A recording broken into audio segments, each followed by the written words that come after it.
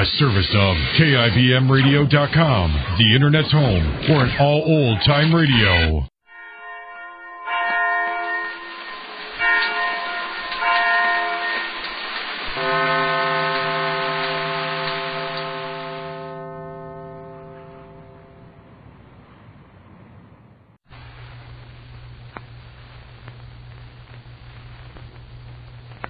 And now Backstage Wife, the story of Mary Noble and what it means to be the wife of a famous star. As the final curtain goes down on the play at the Hamilton Theater just off Broadway in New York, Larry Noble heaves a sigh of relief after this nerve-shattering performance. And as the applause continues, he reaches for Claudia Vincent's hand and smiles as he looks out over the audience during the curtain calls, and we hear...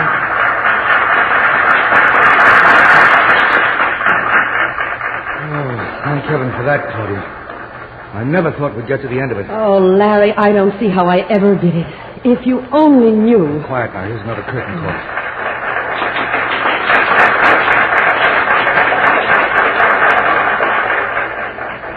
Couldn't have been so terrible if the audience is still applauding.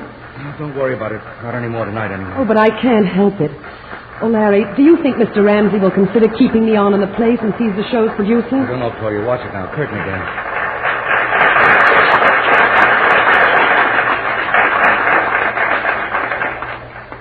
I don't think they'll bring the curtain up again, do you, Larry?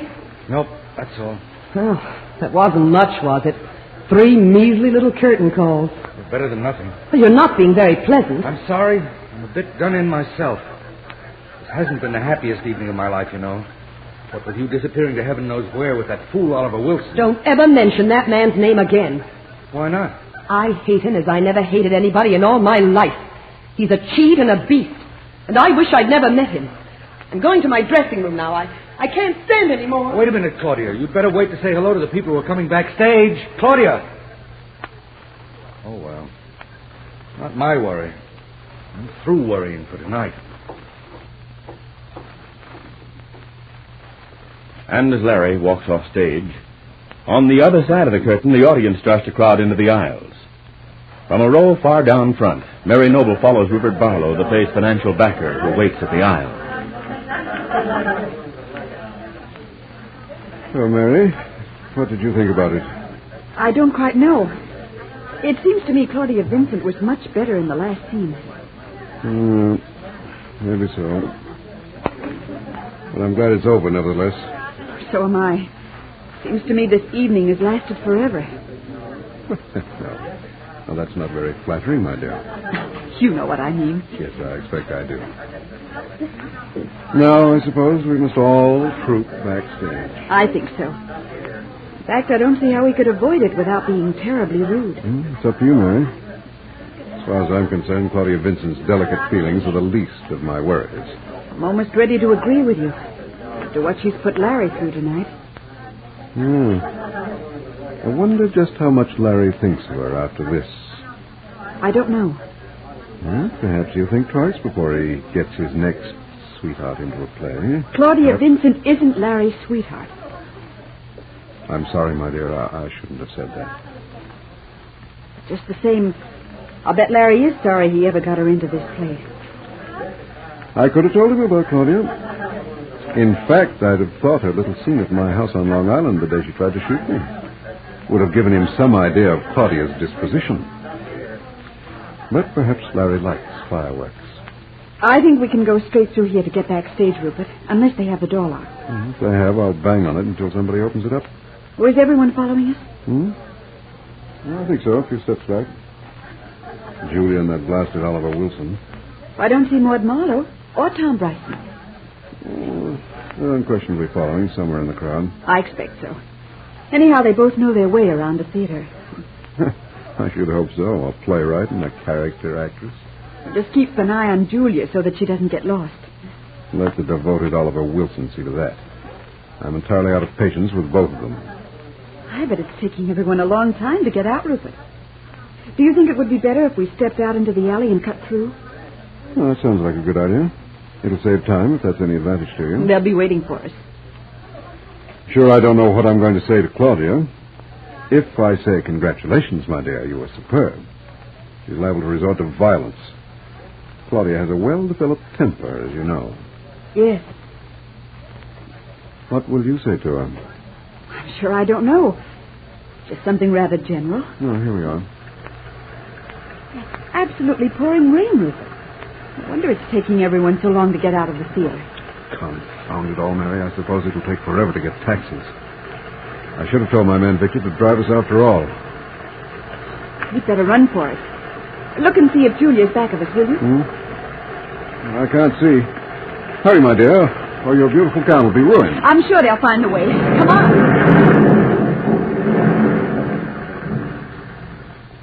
And a short distance behind, Oliver Wilson is talking earnestly to Julia Dixon as they move slowly up the aisle of the theater. And we hear... Julia, listen to me. Mary Noble and Rupert Barlow have disappeared through that door. I know, Oliver. That goes straight back to the stage door. I think it's raining cats and dogs outside. We'll have to run. I want us to run, my sweet, but not through that doorway. Come along this way. But it's much longer that way, Oliver. Wait! Please, my love, don't argue now. Just do as I say. But I know we can't get back to the stage door if we go out the front way. Not without walking around the corner. That's just the point. We're not going backstage. But we must, Oliver. Darling. If I mean anything to you at all, listen to me now. Haven't we been through enough for one day? Isn't it clear that there's nothing to be gained by staying with Rupert any longer? But we can't just walk out now, Oliver. Not after Mary Noble has given this theater party.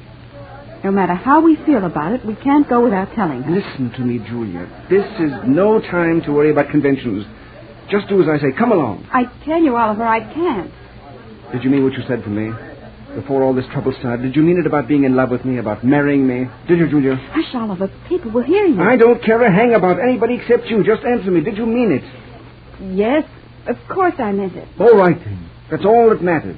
You've got to come with me now. It's our best chance to get away. But I Just leave everything to me, Julia. I tell you, I can't face those people back there. Rupert Barlow's smug look, knowing he deliberately sent that ghastly servant of his to hire thugs to beat me up. Rupert swears he didn't do it. He swears he never said a word to Victor. And so, of course, you believed him. You don't have faith in me. You don't care that I might have been seriously injured. But I've suffered torments ever since. All you care about is getting back to your precious Rupert. No, Oliver, that's not true. Only I don't see how we can explain our absence when they're all expecting us. We don't have to explain. We'll run away. We'll hide out someplace overnight and take the first plane for Bermuda. But, well, Oliver, I haven't any money and... You can arrange your business by mail when we get there, can't you? Yes. Well, all right. Will you do as I asked for you? Will you come away with me? If you really think, Oliver, I mean, if you... I knew you'd say yes. Oh, my sweet. Do come along. Hey, are you two going to block the aisle forever? I swear, I've been waiting for the past 5 minutes. And there are others behind me. Oh, Miss Marlowe, I didn't know you were there. I'm so sorry. I'm sure you didn't, Miss Dixon. You were so interested in young Mr. Wilson's words. My, what a way you do have with women, Mr. Wilson. First Claudia, and then... If you care to get by, Miss Marlowe, please do. I'm sorry if we've held you up. Oh, I'm quite all right, Mr. Wilson. Yes, indeed. We may as well all go together. No, really. I wish you'd go on. Just stand close to the seats on this side, Oliver, so the other people can get by. All right, you are, my dear. Well, I don't see why we must wait any longer. If you follow me, I'll show you how we can duck straight through the alley and be there in a few steps. Will you please go on, Miss Marlowe? We'll follow presently. All right, that's the way you feel about it. Oh, my goodness, did you hear that? What a time of it everyone will have getting taxis tonight. Lucky for us, we're going backstage first. That will give the crowd a chance to clear out, and we won't have so much trouble. Well, what are we waiting for? I've been trying to suggest, Miss Marlowe, that you go on ahead. I have a few things I want to say to Miss Dixon. Well, they'll just have to wait, that's all. The idea. Now, if you think I'm going backstage all by myself, you're quite mistaken. Isn't Mr. Bryson with you, Miss Marlowe? Tom? Oh, yes. Oh, he found someone he simply had to speak to. Oh, that's a playwright for you every time. And heavens knows when he'll finish. And I positively refuse to make an entrance all by myself. I may be an aging character actress, but I have my pride. Now, come along before we waste any more time. Maud Marlowe takes Julia Dixon by one arm and Oliver Wilson by the other and propels them toward the exit. as Oliver fumes with anger. What will happen when Oliver and Claudia meet? Well, be sure to be listening tomorrow to Backstage Wife, the story of Mary Noble and her husband Larry Noble, famous Broadway star. In just a moment, X-1. But first, when you hear the hearty laugh and familiar voice of the great Gildersleeve tomorrow night, you know you're in for some hilarious adventures. Because whenever Gildy is around, somehow things never seem to go as planned. It might be his impulsive nature, or maybe it's his incurable weakness for the fairest sex, but whatever it is, the great Gildersleeve is bound to keep you laughing for a full 25 minutes. Tune in tomorrow night and meet Judge Hooker, Nephew Leroy, Housekeeper Bertie, and all the rest of the friendly people from Summerfield as they join the great Gildersleeve. Now stay tuned for X-1 on NBC.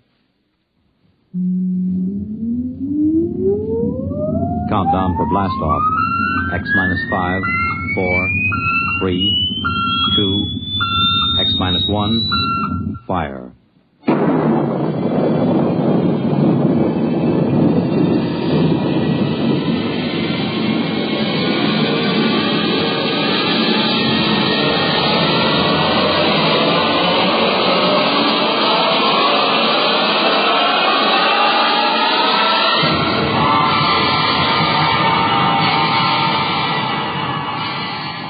From the far horizons of the unknown come transcribed tales of new dimensions in time and space. These are stories of the future, adventures in which you'll live in a million could-be years on 1,000 maybe worlds. The National Broadcasting Company, in cooperation with Street and Smith, publishers of astounding science fiction, presents X minus 1.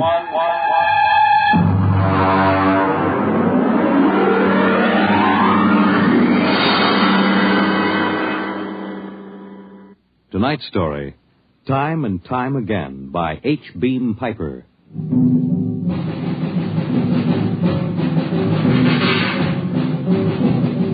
It happened during a routine skirmish in the Great War. Patrols advanced from the defense perimeter under jet cover and preceded by napalm throwers. The enemy defended in depth and mopped up with guided 98s fired from 40 miles to the rear. The blast area was 10 miles in circumference, and the medics didn't find much to pick up over 500 yards in. Come on. All right, now back it in here. Look out, it's lousy with mud. More. Now cut left. More, hold it. Stretch it. Come on, Travers, get those men out. Yes, sir. Get a move on. Line them up. Come on. Easy. You want to kill them? Okay, take it away. Left those Joes where they was. Half of them won't last till the plane comes. As long as they're alive, they'll be treated. Get those tags out, Travers. Start taking names. Yes, sir. This one must have been 1,000 yards in. Get his dog tag out. What a mess. Here. Hartley Allen, Captain G5 Chem Research, AN73D. Number SO23869-403-J. Hartley? Allen Hartley. Oh. That must be the Hartley that wrote Children of the Mist and Conker's Road. Never heard of him. Major, I think maybe he's partly conscious. Had I better give him another shot? Go ahead, Sergeant. There isn't much else we can do for him. It's a rotten shame. Yeah, ain't it always? Okay, Captain, let me have that arm. There.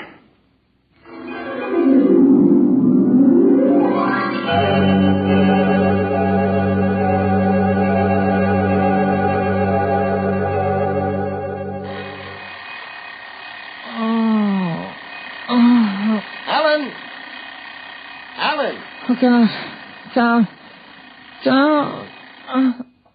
Get up, Alan. Can't stay in bed all day. I remember that. Clear as if it were real. Up and at him. Hit the deck. Remarkably vivid. Strange. Alan, are you all right? I'm all right. What's wrong with my voice?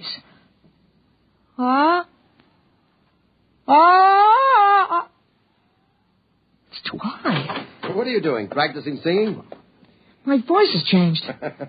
Is that all? You're growing up. Happy birthday. Happy birthday? Hey, wake up, son. Wake up. I am awake. It's impossible. I am awake. Well, the way you slept through that alarm, I'd say it was impossible. Come on, out of bed. I don't understand. You went to bed at a decent hour. You could wake up the next morning. Come on, son. Breakfast waiting. Out of bed or I'll turn it over. All right. It's a dream. Maybe, but you're wide awake now. I am. I'm awake. Well, half awake anyway. That's the bell at St. Boniface, isn't it?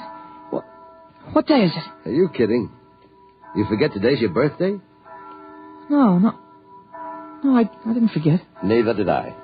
Here, son. Happy 13th birthday. You won't guess what's in here. A rifle. A light .22 rifle. Oh, now how did you know that? I remembered. Did I spill the beans sometime? No. I could have sworn it would be a surprise. Well, go on. Open it.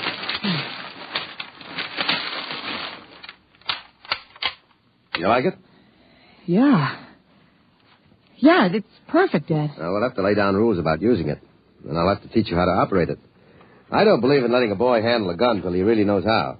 If I let you play with that thing before I teach you about guns, you'd blow your head off. I suppose so. I'll be shaving, Alan. Come down to breakfast when you're ready. Well, it's a big day today. You're almost a man. Almost. You're still groggy. Snap out of it, Alan. I will. There's a dream in it somewhere, but I'm not sure which. What? Never mind, Dad. I'll be right down for breakfast.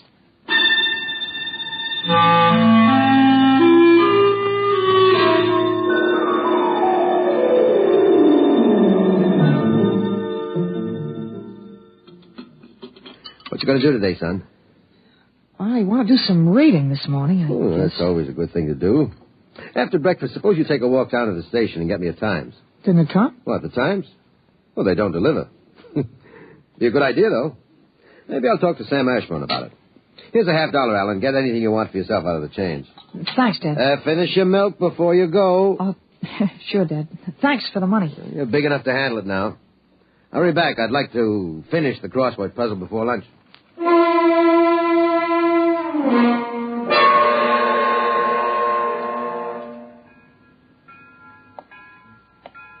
Here you are, Alan. 1 Times. Tell your father the puzzle to stinker this week. Yeah, thanks, Mr. Ashburn. Look out for the trucks when you cross the highway. I'll go across Elton's lot. It's a shortcut. Elton's? You'll have a hard time crossing there, son. There's 4 buildings on that block. I thought they burned down. I've seen them this morning, big as life. I guess that didn't happen yet. What'd you say? Nothing, Mr. Ashburn. I was just muttering. My days, youngsters talked up. Yes, sir. Bye, Mr. Ashburn.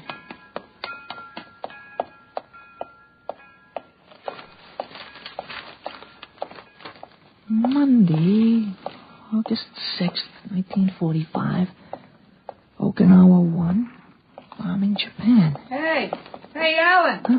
Alan, wait up. Hey, Larry Morton. Hiya, Larry. Hi, Al. You going to Sunday school? No, I have some things I want to do at home. Oh, get him. Fancy pants talk. Things I want to do at home. Oh, go chase yourself around the block. Go jump in a garbage can. Go take a flying jet to the moon. Hey, that's a new one. Flying jet to the moon. You thought up a new one, Al. Yeah. I wish I could stay home from Sunday school when I wanted to. How about us going swimming at the canoe club after? Oh, I wish I could. I got to stay home. We're expecting company. A couple of aunts of mine. Dad wants me to stay home when they come. Aunts are a pain. Nothing I can do. You see the football movie at the Grand? Boy, what a team. Notre Dame. I thought you'd like Cornell. Cornell? Huh. They couldn't beat Vassar. Well, you're going to go to Cornell, aren't you? Me, Cornell? Fat chance. I'll bet you do. I wouldn't take your money. Well, I know you wouldn't, but you'll go to Cornell, all right. Cornell. Far above Cayuga's waters, there's an awful smell. Just the same, you'll go to Cornell. Hey, Larry, I got to go. Well, so long, Al. I'll see you. So long, Larry. See you.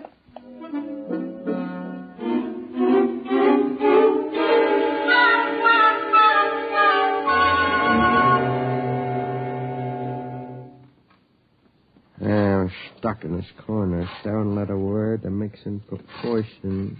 Tight. Huh? Tight? T-I? It fits. Now, how did you know that, Alan? That? I read it somewhere, I guess. Oh. What you reading now? Tarzan again? No, not Tarzan. It's refreshing to see you with a book. Sometimes I think I ought to forbid comic books in the house. Yeah, they must be raising the devil with those bombing raids in Japan. How long do you think the war in Japan will last, Dad? Oh? I'd say the middle of 1946. They'll have to invade those islands foot by foot. I don't think so, Dad. I wouldn't be surprised if the war was over very suddenly. How, by magic? There isn't a thing on earth will make those Japanese surrender. You expect somebody to make a pass and it'll be all over by this afternoon? Something like that. I wish you could. A lot of boys dead in the invasion of Japan. Mr. Hartley, excuse me, please. Oh, hello, Mr. Gutchell. That's Frank Gutchell, Dad? That's right. Excuse me. I didn't mean to disturb you, Mr. Hartley. It's all right. Lovely day, isn't it, Mr. Gutchell? Mr. Hartley, the Lord's Day is always beautiful. Of course, Mr. Gutchell. Mr. Hartley, I wonder if you could lend me a gun and some bullets. My little dog's been hurt, and it's been suffering something terrible. Oh, that's too bad. I want a gun to put the poor thing out of its pain. Of course. Now, how would a 20-gauge shotgun do? You wouldn't want anything heavy. I was hoping you'd let me have a little gun. Maybe, so big. Pistol? So I could put it in my pocket. It wouldn't look right to carry a hunting gun on the Lord's Day. And people wouldn't understand that it was for a work of mercy. Of course, I understand. You're a very religious man. The whole world is evil, Mr. Hartley. Yeah, sometimes it certainly looks like it. Well, I have a Colt 38 Special from the auxiliary police outfit. Well, that's fine. Now, you've got to bring it right back, Mr. Gutchell. I might be called out. Now, you'll have to promise to get it right back. Dad, wait a minute. I just remembered. Remembered what? Well, aren't there some cartridges left for the Luger? Then you wouldn't be without the Colt. That's right. I have got a German automatic I could let you have. That way I wouldn't get stuck. You'd have to return it promptly, though. Oh, wait, Dad, I'll get it. I know where the cartridges are. Be careful, son. Well, Mr. Gutchell, it sure turned out nice. That's all.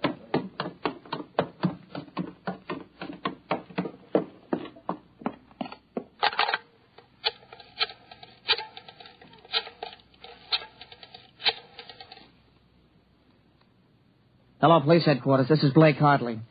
Frank Gutchell, who lives on Campbell Street, has just borrowed a gun from me, ostensibly to shoot a dog. What? No, he has no dog. He intends shooting his wife. Now, listen, he'll walk home. If you hurry, you can get a man there on time. What? No, but I wish you'd get my pistol back to me. It's from the First World War. All right, then you'll take care of it. Goodbye.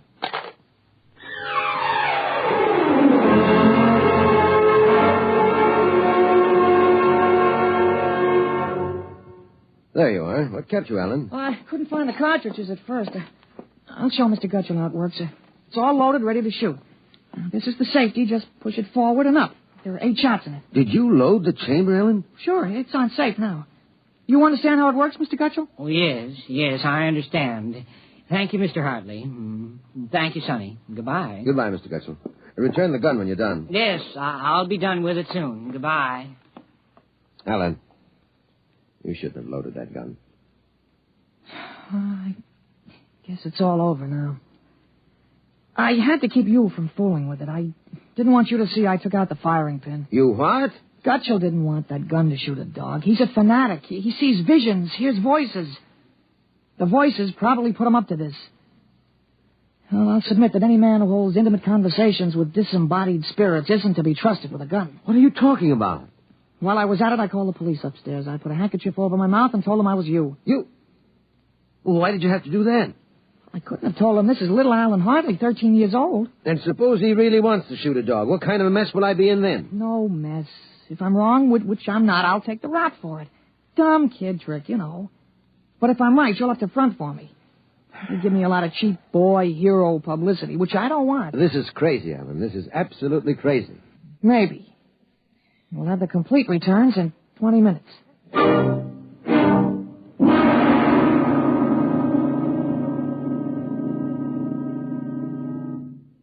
Mr. Hartley?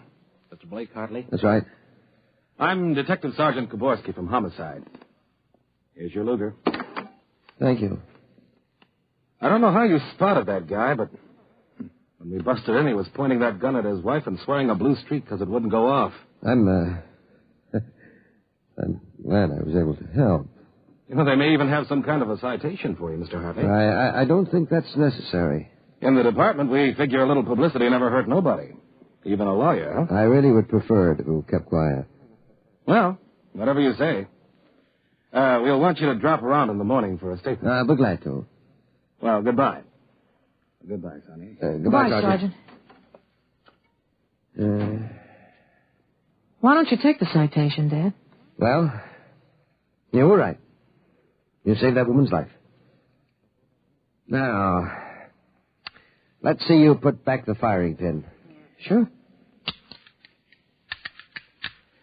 Here. All right, Alan. Suppose we have a little talk.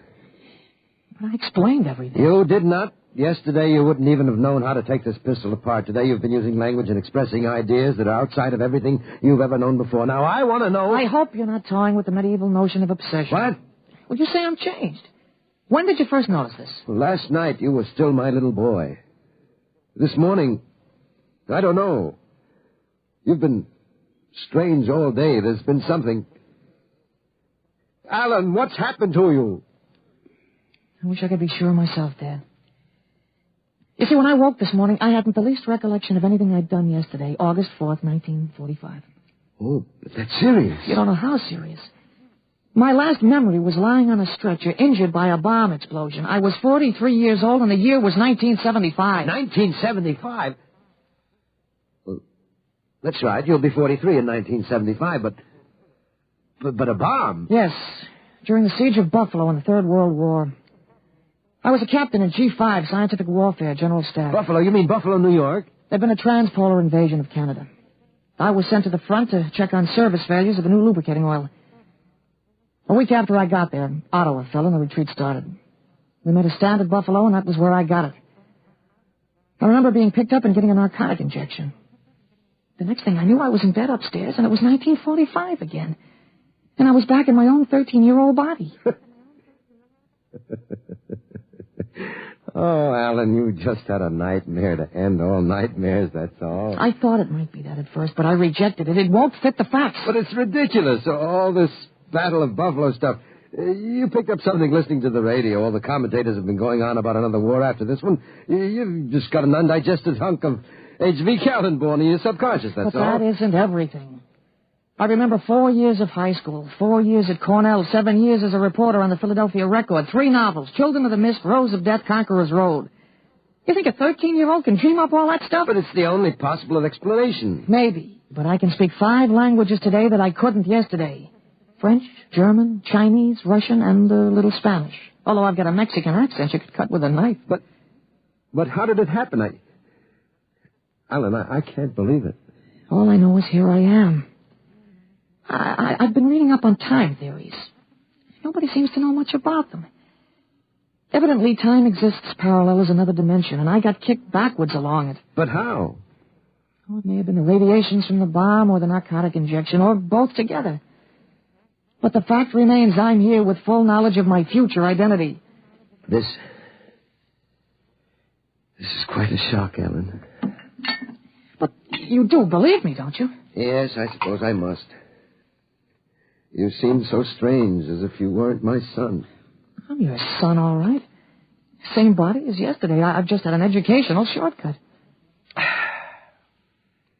Wait a minute. If you can remember the next 30 years, suppose you tell me when the war is going to end. This one against the Japs, I mean. Oh, sure. Well, the Japanese surrender will be announced at exactly 7:01 p.m. on August 14th. That's a week from Tuesday. You better make sure we have plenty of grub in the house by then. Everything will be closed up tight till Thursday morning, even the restaurants. I remember we had nothing to eat in the house but some scraps. A week from Tuesday. That's pretty sudden, isn't it? Not after today. What do you mean? What happened today? Oh, plenty. What time is it, Dad? That's 11:16. Is your watch right? Well, to the seconds, why? Well, it'll come at exactly 11:17:40. What'll come? The radio announcement. What are you getting at? Something important on the radio? Well, we'll see. Well, don't bother, Dad. It won't work. I remember we had a tube burned out. There is something wrong. When is this announcement of yours? Now I remember it. I memorized it in journalism school in 1954. What time is it? 11:18 o'clock. We're breaking into the program now. President Truman has just announced that an atomic bomb has been dropped on the Japanese industrial city of Hiroshima. The bomb was dropped 16 hours ago, and the announcement was delayed to ascertain the results of the explosion. A man named John Howard Peterson read that announcement from the Washington newsroom of NBC. I don't believe it. No? Well, listen. That's the Berg Platt factory whistle. And the bells of St. Boniface. Now, next, the whistle at the volunteer firehouse. Look. Then it's true. It's true. Sure. Then Larry Morton came by on his bicycle. Hey, Al. How you hear? You hear about the bomb? An atomic bomb. Yeah, we heard. Boy, atomic bomb. Oh, boy. I gotta go find my pop. He's on the golf course. Bye, Al. Bye, Mr. Hartley. You knew. You knew about it. The next bomb hits Nagasaki. I thought that stuff about atomic energy was so much fantasy. Was that the kind of bomb that got you? Oh, that was a firecracker to the one that got me. It was a guided 98. Exploded 10 miles away. And that's going to happen in 30 years? I remember it. How about me? Oh, wait. Never mind. I don't think I'd better know when I'm going to die. I couldn't tell you anyway. I had a letter from you just before I left for the front. You were 78 then, and you were still hunting and fishing and flying your own plane. But another war. And fought on American soil. Oh, Ellen, I wish this hadn't happened to you. It happened. I remember it. But if I can help it, I'm not going to get killed in any Battle of Buffalo. But if you remember it, if time exists as a parallel dimension, then every tick we're getting closer to that Third World War. Dad, you know what I remembered when Gutchell came to borrow that gun? No, I suppose that you suspected him and warned me. No, that wasn't it. The first time when I was really 13, I wasn't home. I'd been swimming at the canoe club with Larry Morton. When I got home about a half an hour from now, I found the house full of cops. But if the gun didn't fire... What makes you think it didn't? Gutchell talked the 38 out of you. He went home, shot his wife 4 times in the body, once behind the ear, and used the 6th shot to blow his own brains out. That's what you remember? Yes. The cops traced the gun. They took a very poor view of your lending it to him. You never got it back. But here it is. Oh, not the way I remember it. But I didn't want you in trouble, so I warned you. Dad, I found out the future can be changed. One man can't change the whole future. I stopped a murder and a suicide. I know, but... With 30 years to work, I can stop a world war. I'll have the means, too. The means? Unlimited wealth and influence. I've got a good memory, Dad. I wrote a list out this afternoon. Assault, jet pilot, citation, ponder, middle ground. What is this, a code? Horses. That's a list of Kentucky Derby winners from 1946 to 1970. Huh? You sure? Oh, I learned that list on a bet at the Officers Club in Cincinnati in 1971. Assault paid 8-1. You figure out what we can take in. But gambling. Oh, this isn't gambling. It's a sure thing. When we get rolling, we'll make the Rockefellers look like pikers. Assault at 8-1. Mm-hmm. I suppose I could scrape up $5,000. In 10 years, that'll make a lot of money. Any other little thing you have in mind, Ellen? Well, by 1952, we start building a political organization here in Pennsylvania. In 1960, I think we can elect you president. President? Isn't that going a little too far? Well, why not? Who wouldn't vote for a politician who was always right? Besides, that's the one thing we've got to change. In 1960, we had a man in the White House who was good to his wife and sang a nice tenor, and that's about all. He fouled up so completely, we ended up at war. Now, I think President Hartley might be a little more trusted to take a strong line. But I don't know anything about international decisions. I do. I know all the wrong ones. If we can stop one murder, we can stop a war.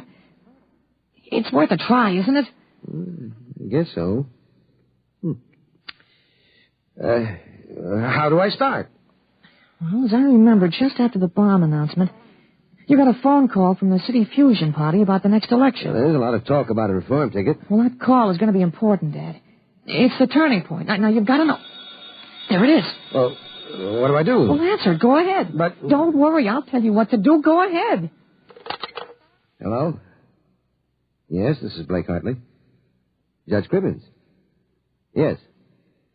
Just a moment. Alan, he's asking me to run. Oh, my head. Alan. Oh. Alan, what's the matter? Oh. Alan. He passed out. Alan, what do I do now? Alan, listen to me. Alan. Alan, what's the matter?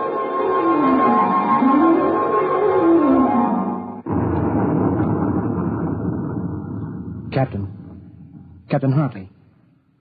Captain Hartley. He was all right, Doctor. I gave him a shot and he was all right. Well, he's dead. All right, Sergeant. Make out the tag. Hartley Allen. Captain. Dead April 8th, 1975.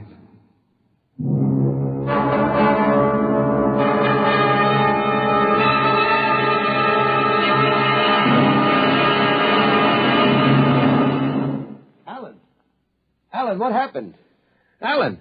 Alan! Huh? Alan, are you all right? Oh, hi, Dad. I've got Judge Crimmins on the phone. What do I tell him? What? Alan, are you all right? You passed out. Sure. I'm all right. Hey, today's my birthday, isn't it? What'd you get for my birthday, huh? Don't you remember? The Third World War? What Third World War? Dad, what's the matter? You're looking at me funny. You don't remember. You're back again, aren't you? Back to 13 years old. Sure, I'm 13 today, for corn's sake, Dad. You must have died up there. It was only a mind transfer. That means I'm on my own. I have to do it myself without your help. Help for what? If it's the grass, I said I'd cut it tomorrow. No, it's not the grass. I've got to save your life, Ellen. I can't let you die that way in 1975. You're talking about, Dad? You sound goofy. I've got to change it all by myself. Change what? Never mind, Alan. You don't know yet. Come on. Let's have lunch. Sure, Dad, but now, how about my present now? What'd you give me for my birthday, In a minute, son. Go on in. Okay, well, hurry up, Dad, huh? Sure, all right. Now, where did I put that list of horses?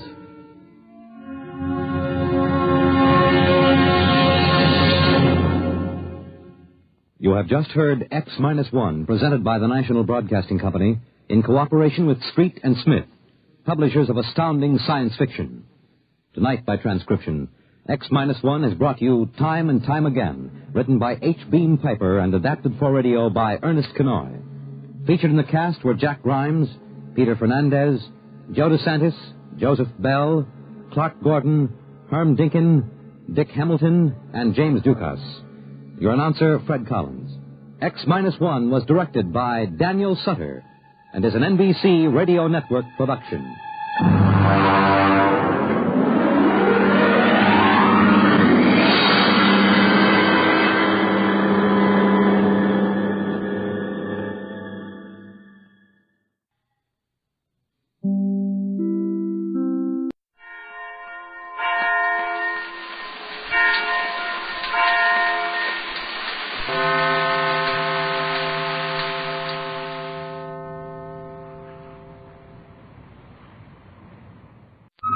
X-5, 4, 3, 2, X-1, fire.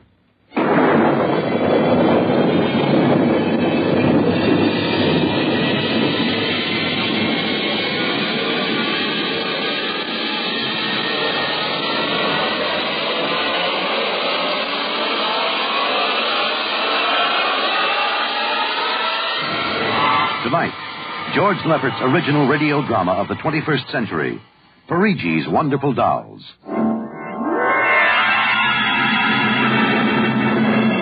The doll shop stood on a quiet Washington side street, not too far from the sprawling Pentagon building.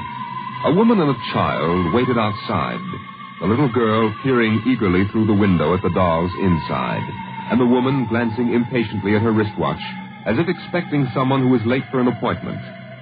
And there was nothing about the doll shop to warn them that they were waiting to keep an appointment with doom.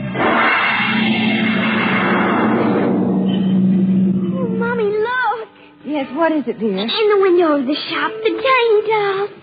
Oh, Mommy, do you think Daddy will buy me one? Well, we'll ask him when he comes, dear. He said 3 o'clock on this corner. I see him, Mommy. There he is. Oh, Henry, here we are. Hello, dear. Hi. Sorry I'm late. Well, we've been waiting for you. Cindy's been I'm afraid I'll have to call off the shopping, Alma. Oh, Henry, we promised. Yes, I know. I'm Cindy. sorry. It's just one of those things. You've been the wife of an army colonel long enough to know his life isn't his own. What is it this time? Oh, some more of that flying sphere nonsense. The pilot who says he sighted it last month crashed and was killed today, so the general wants a full report. Dear, what next? Daddy. We'll have a staff meeting at the Pentagon at 3:15. Daddy, look in this window. I haven't time, dear. Just for a minute, Daddy, please. Indeed. I haven't time to stop and watch a bunch of 6-inch dolls parading around in the shop. Say, they are lifelike, aren't they? Look at that, Alma. Dolls are marching around like a regular review. They've even got their own little band. Henry, your staff meeting. Hmm? Oh, yeah. Yes, I've got to run. Now, look, don't go spending a lot of money on that nonsense, Alma. No, dear. Bye. Bye, dear. Bye, Cindy. Bye, Daddy. Oh, Mommy, look. Look, the band's going to play. Aren't they wonderful, honey? You know, it's funny. I must have stood on this corner 1,000 times, and I've never even noticed this shop before. Good evening, children. Oh, well, good evening. Mommy, he talks awful funny. Hush, Cindy. Would you like to step inside the shop of Santor Perigis? Well, yes, we would. This way. Oh, Mommy, it's like there. Here in the shop of Santor Perigi, creator of Perigis Universal, wonderful dolls, the world of adult reality is blended with the world of child's fantasy. This is a new shop, isn't it, Mr. Perigi? What is new and what is old? Come, this way. Would you like to meet one of my little ones? Oh, yes. This one in the red jacket is Toto. Speak, little one. Oh, isn't that wonderful? Mommy, he talks. The dolls talk. Amazing. It's absolutely amazing. That is nothing for Perigi's wonderful dolls. Listen, sing, Toto. Sing for the little girl. My name is Toto.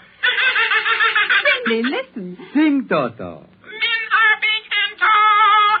Dolls are very small. When men begin to fall, the dolls will roll them all. How do they work, Mr. Perigi? How do they work? That is the secret of the great Perigi, greatest of all doll masters. To make an ordinary doll is nothing. To make a perfect replica, that is something. But to make a doll with intelligence, that is the work of an artist, huh? Well, yes.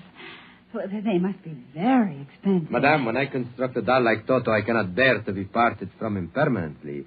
So instead of selling, I rent my little people. You rent dolls? Precisely. $10. I have but one request.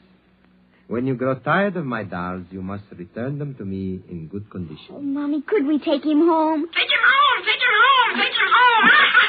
Oh, look, Mommy, look. He's bowing and dancing.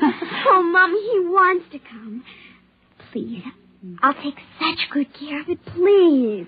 Well, honey, we'll have to deal with your father later, but... Well... Oh, Mommy! All right, wrap him up, Mr. Perigi. Oh, dear, I have a feeling when your father comes home, we'll be sorry. Be sorry. Be sorry. Be sorry. Be sorry.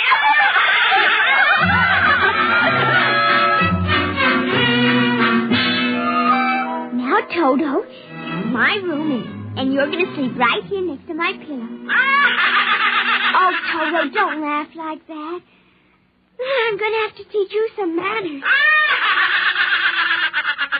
You be quiet, because my daddy will be home soon, and he's a colonel in the army, and he'll bust you to private if you don't behave.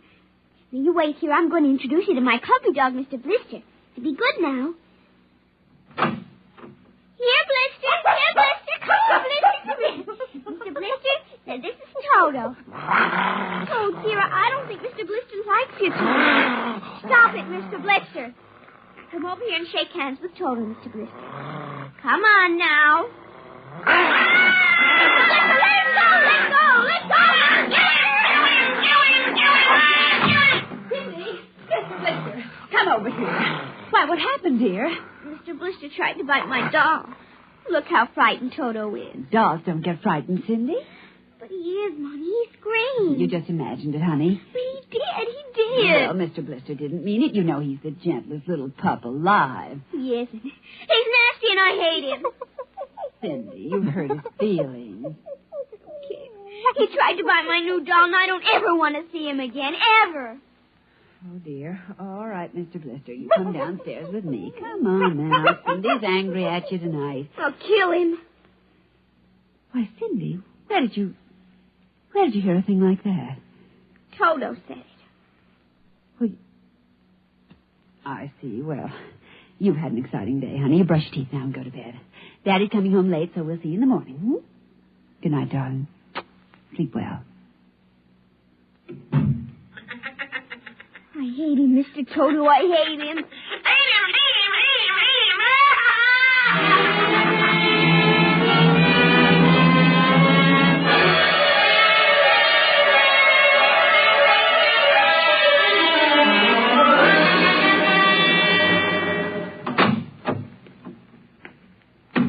Morning, Alma. Breakfast ready? Just a minute.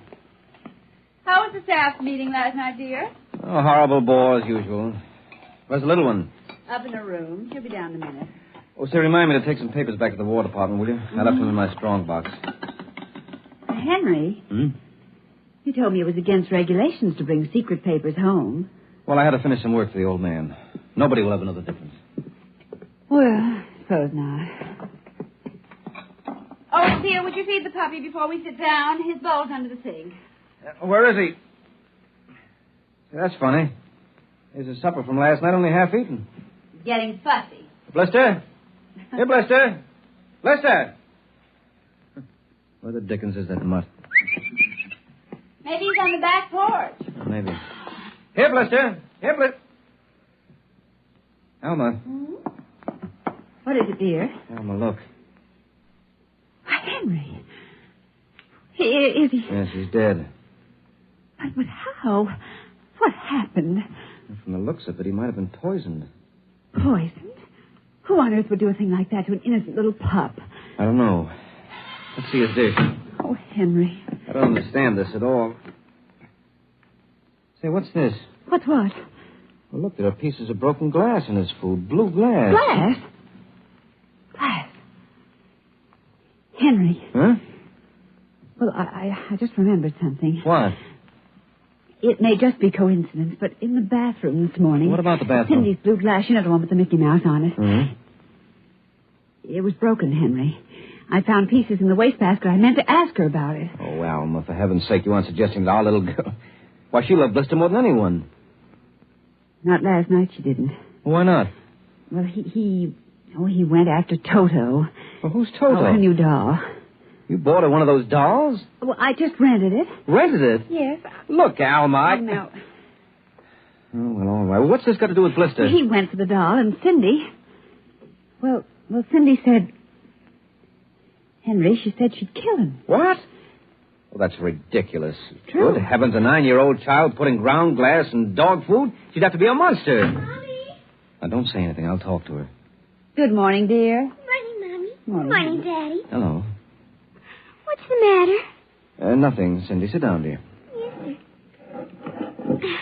Cindy, your mother tells me you broke your blue drinking glass. Oh, no, I didn't break it. Now, Cindy. I didn't. Well, now, somebody broke it. It wasn't your mother and it wasn't me. Well, then it must have been Toto. Cynthia. Cindy, you know Toto was only a doll. Now, a doll couldn't have broken your glass, could he?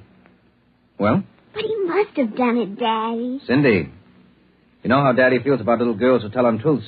I'd hate to think you'd done something you knew was wrong and you were blaming it on a doll. What's the matter with Mr. Blister? Is he sick? He's dead, Cindy. Oh, no, he can't be dead. He isn't dead, Daddy. No, he isn't. He isn't. Mommy, Yes, dear. but he'll come back. He has to come back. No, he won't come back, honey. Not ever. No, Cindy, not ever. Now that we've told you, Cindy, you want to change your mind about the glass? Honey, let her alone. Daddy, you think I killed him? See what you've done. The child feels guilty enough, Henry. Oh, dear, this is no time for feelings to interfere. Feelings don't know any time, Henry. When they come, they just come. You go up to your room, honey. Daddy and I'll be up in just a minute. I don't want to. Please, Cindy. We'll be right up. Please? There, that's a good girl. And close the kitchen door behind you.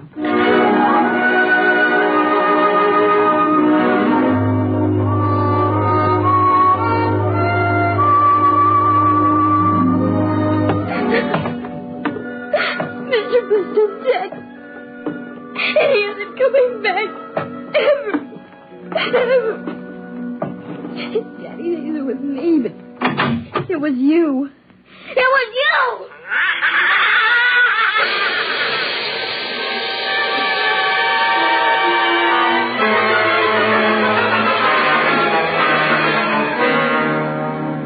You're listening to NBC Radio's award-winning science fiction series, X-1. Now we return to X-1 and Perigis' Wonderful Dolls.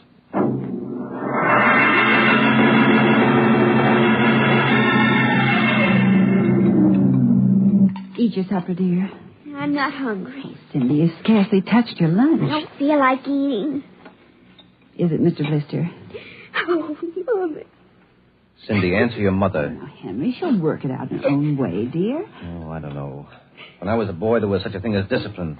Where this child is being brought up... Henry. Well, it's true. There's no respect. Lying. Oh, I don't know. Alma, what's happened to us? We were a nice, peaceful, happy family until you bought that cursed doll. Now who's blaming things on the doll? Well, it's true. You wanted to get some papers from your strong box. What? Oh, yes. Excuse me. Will you try to eat something, Cindy? Now, darling. Yes, dear. Alma. Alma. Yes, Henry, what is it? Alma's gone. What's gone? The box, the strong box, is gone.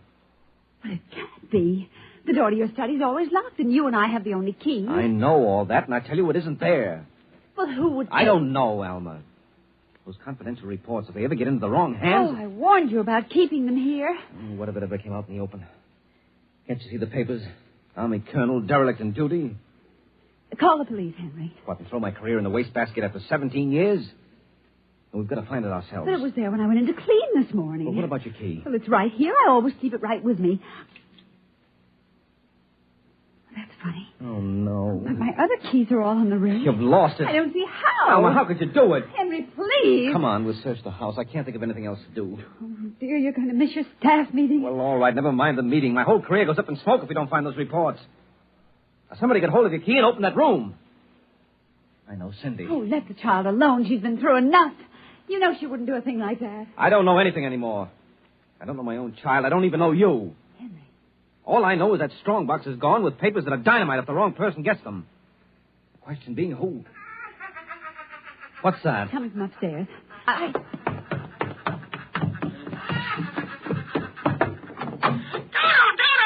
kill him. How do you do? Stop How it. do you do?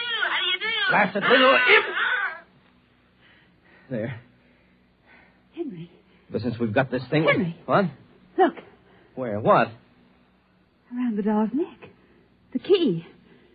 The key to your study. It was Cindy, after all. I don't believe it. Ever since she got this fool doll, she's been acting half insane. First the dog, now this. I think she hates us, Alma. Henry.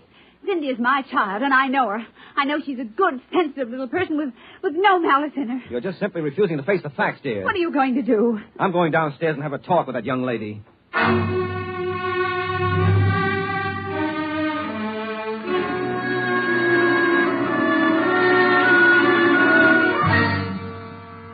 Cindy, you're not telling me the truth. Oh, yes, I am, Daddy. Now, all I'm asking is that you tell me the truth. Now, where is it? I didn't take it, Daddy. Honest, I didn't take it. I suppose you're going to tell me now that a little 6-inch doll took my strong box and hid it. Well?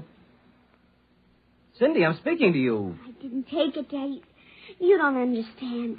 Toto did it. Oh, he's terrible, awful. He says things. He says he's going to kill everybody. Oh, Cindy, you're inventing things. It's true. At night when I'm sleeping, he stands next to my pillow and whispers things to me. Awful things.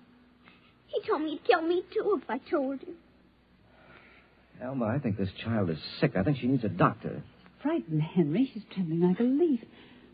Come on, darling. We'll go up to your room. I don't want to no, go up honey, there. Mommy will stay with you. I'm afraid. He's up there. Who, Cindy? Toto. Well, he won't be up there for long. Mr. Toto is going right back to Perigis' wonderful doll shop before I lose my sanity, which means right now.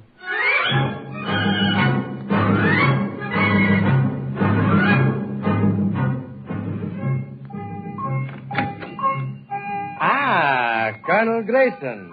Welcome to the home of Perigis' wonderful doll. Are you Perigi? Santor Perigi, creator of the universal doll. The doll with the mind. The doll Yes, with... well, I'm returning one of your masterpieces. Oh? If you will step into the rear of my shop. Now, what is the complaint? There's no complaint. Here's your doll. Good riddance. My little Toto, rejected, you found the world of men too filled with hate. We will change all that later on. Return to your comrades in the window, little one. And now, Colonel Grayson? I think we have no further business, sir. Ah, but we do, Colonel. Let me see. Aye. Here it is. Do you recognize this, Colonel? That's my strong box.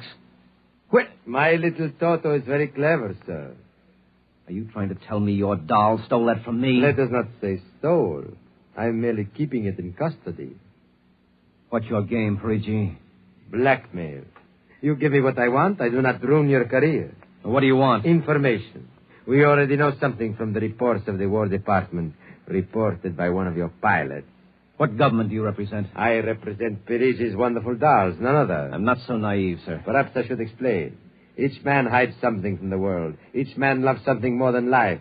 With the help of my wonderful dolls, I obtain personal information which enables me to control the men who control the world. Men like you. Hand over that strong box. I warn you, I have a gun. Give it to me. You are being foolish. Put down that walking stick. Now. No closer. Now.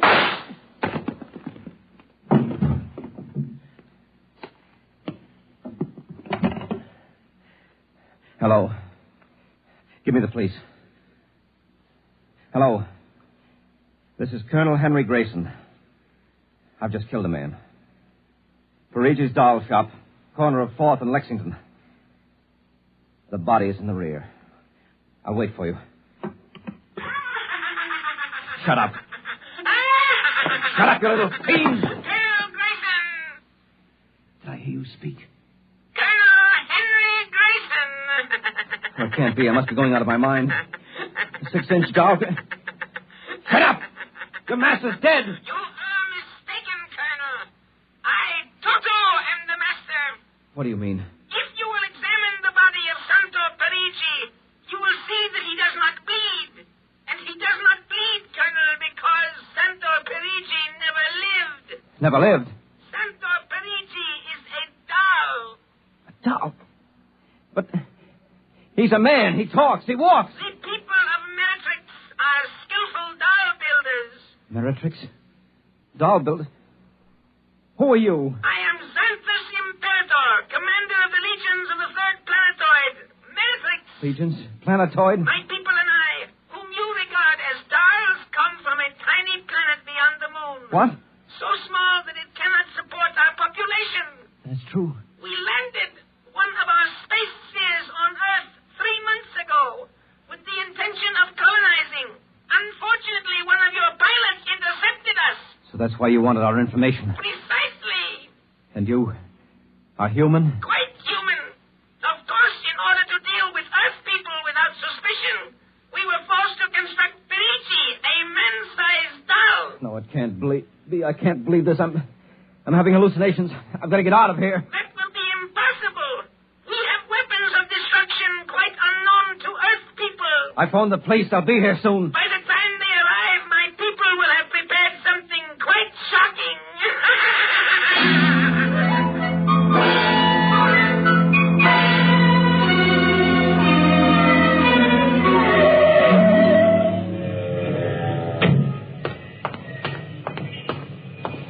Keep me covered, Brian. Okay, Sarge. All right. You the guy who turned in the call? Yes, that's right, Sergeant. Where's the body? Well, you see, it isn't exactly a body. What do you mean? It's a doll. What? Now, wait, you've got to let me explain.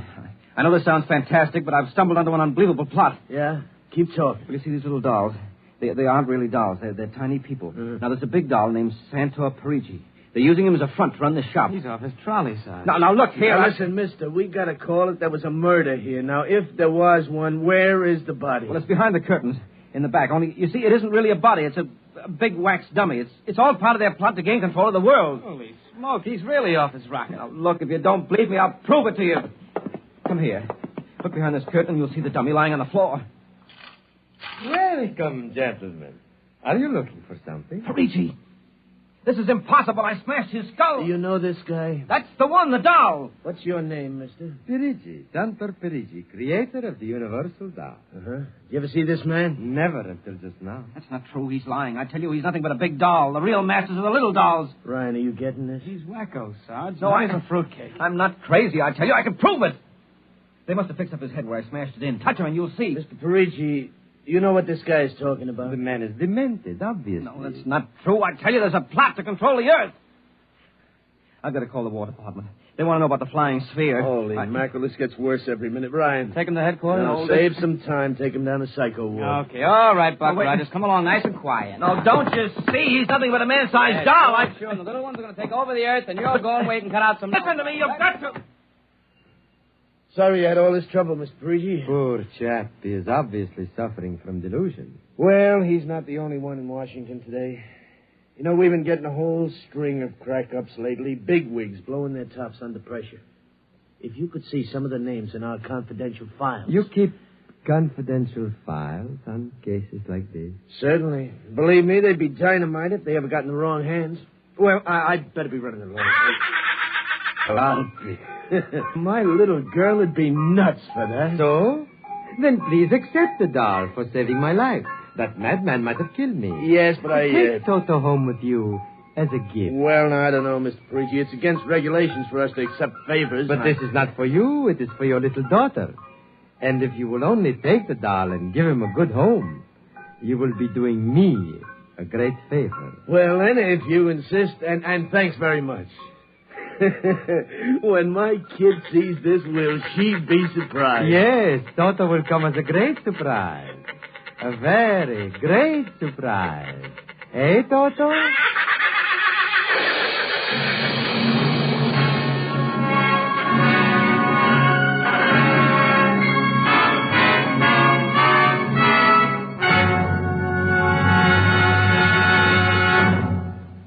This was from the world of X-1. Tonight's story, Perigis' Wonderful Dolls, an original drama written for NBC Radio by George Lefferts. Featured in the cast were Denise Alexander, Joan Alexander, Les Damon, Joe DeSantis, and Leon Janney as the doll Toto. Music by Al Behrman, narration by Norman Rose. Tonight's program was directed by Edward King, executive producer Robert Wogan.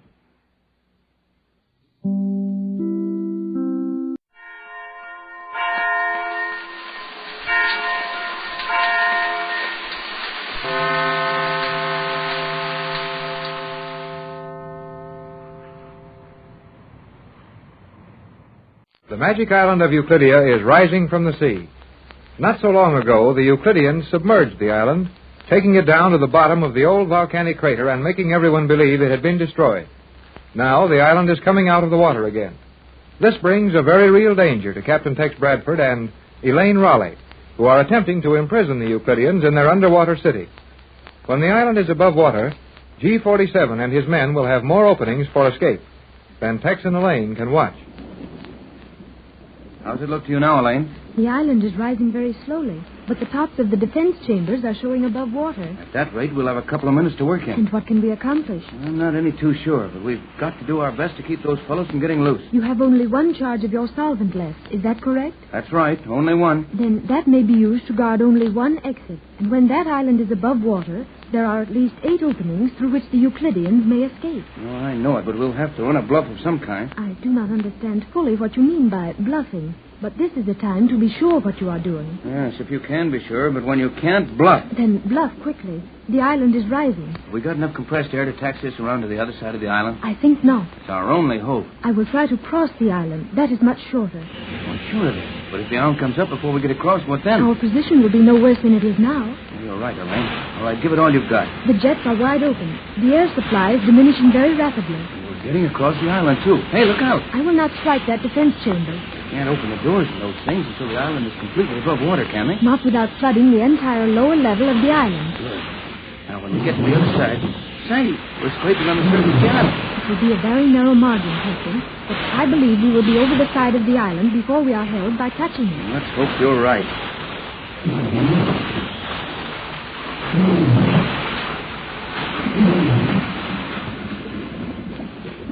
We made it. So I believe. Now cut your rudders or on hard. We've got to get right back beside that elevator housing before we lose headway. It will take only a few seconds to complete our circle. Things coming out of the water mighty fast now. What is your plan, Captain? Well, now look, we'll want to stand by as near the elevator housing as possible. Near enough that I can reach out and break those bottles of solvent against the elevator door. I see. Then that will allow your solvent to eat down through the surface of the island, and the ocean will flood into that elevator shaft. Right. And if I remember the layout of this island, they can't shut off that water before it reaches the power rooms and puts the whole island out of commission. That is correct, Captain. Water going into this shaft will flood the entire island, forcing anyone within it to take refuge in the main city of Euclidia. That's what we're going to try to do, Elaine. And that's our only chance. When one of those doors opens, we'll warn whoever comes out that if they attack us or attempt to advance towards us, I'll break these bottles over the elevator housing, and the solvent will eat its way into the island in 5 seconds. An excellent plan, Captain. With the Euclideans driven back into the main city, we will have only the surface airlock to watch. Right, and we're going to have to do something pretty soon. Looks as if that island is about on top. It is now in position. Any moment we may expect to see a door open in one of the surface chambers. Well, I'll hold onto the side of this pier with one hand and hold the solvent in the other. Is there no way in which I could help you, Captain? Afraid not. There's not much room in these little doorways. Look, the central control chamber. Yeah, the door is opening. One of the Euclideans is coming out on the surface. Well, I'll stop that. That's all for you. Don't come any nearer. And what will you do if I advance upon you? I'll break these bottles of my solvent against this elevator housing. I'll flood your island. That would be very foolish, Captain Bradford. Well, that's what I'll do. Try to find out what Thales has in mind. Suppose I break this bottle now. What will you do? Do you not see the large ray gun protruding through the wall of this chamber at my side? I'm not afraid of your ray guns. You ought to know that those rays won't penetrate one of your own boats. This ray will. We will use the metallic ray on you. What's the metallic ray, Elaine? It will melt the metal of this plane as if it were wax. Well, Thales, looks just like we stand here and look at each other for a while. You will lower your solvent carefully into the water and release it. I will not. Then we will turn the ray on your plane. Go to it. And when you do, I'll break those bottles on the elevator shaft. If we sink, we'll take this island with us. It will mean your life. And without us on the surface to open these locks for you, it would mean the life of everyone on Euclidia. Thales seems to be uncertain. I thought that might stop him for a minute. Yes. He's going inside the chamber and closing the door. That gives us a little breathing spell. Your position is most uncomfortable, leaning far out the door with your arms extended. Well, my arms are getting a little numb. Why not use this respite to relax for a moment? Place the solvent on the floor of the plane. Afraid to. I'll bet you they're watching us right now. And the minute I take my arms in, they'll blow this plane to pieces with a metal ray. Yes, that is quite likely. However, you cannot maintain that position indefinitely. Maybe not, but I can get out into the water and hold these things here a long time. And when I get tired, you can get out and hold them. Even so, that will give us only a few hours. It is well after noon now. In a few hours, it will be dark. Then the Euclideans can attack us easily. I know it, but I want those few hours. Now, if you'll hang onto that arm so I don't bump those bottles against the island, I'll slip out into the water. Very well, Captain.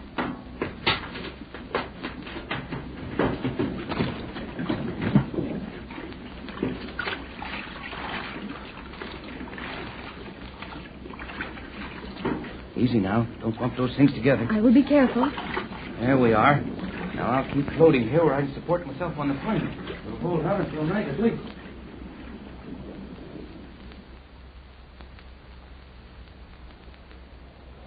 Patricia Gregory, calling the plane. Gregory boat to Captain Bradford. Hello, Tex. Hello, Tex. Can you hear me? Gee, Mrs. Gregory, you can't raise them at all now.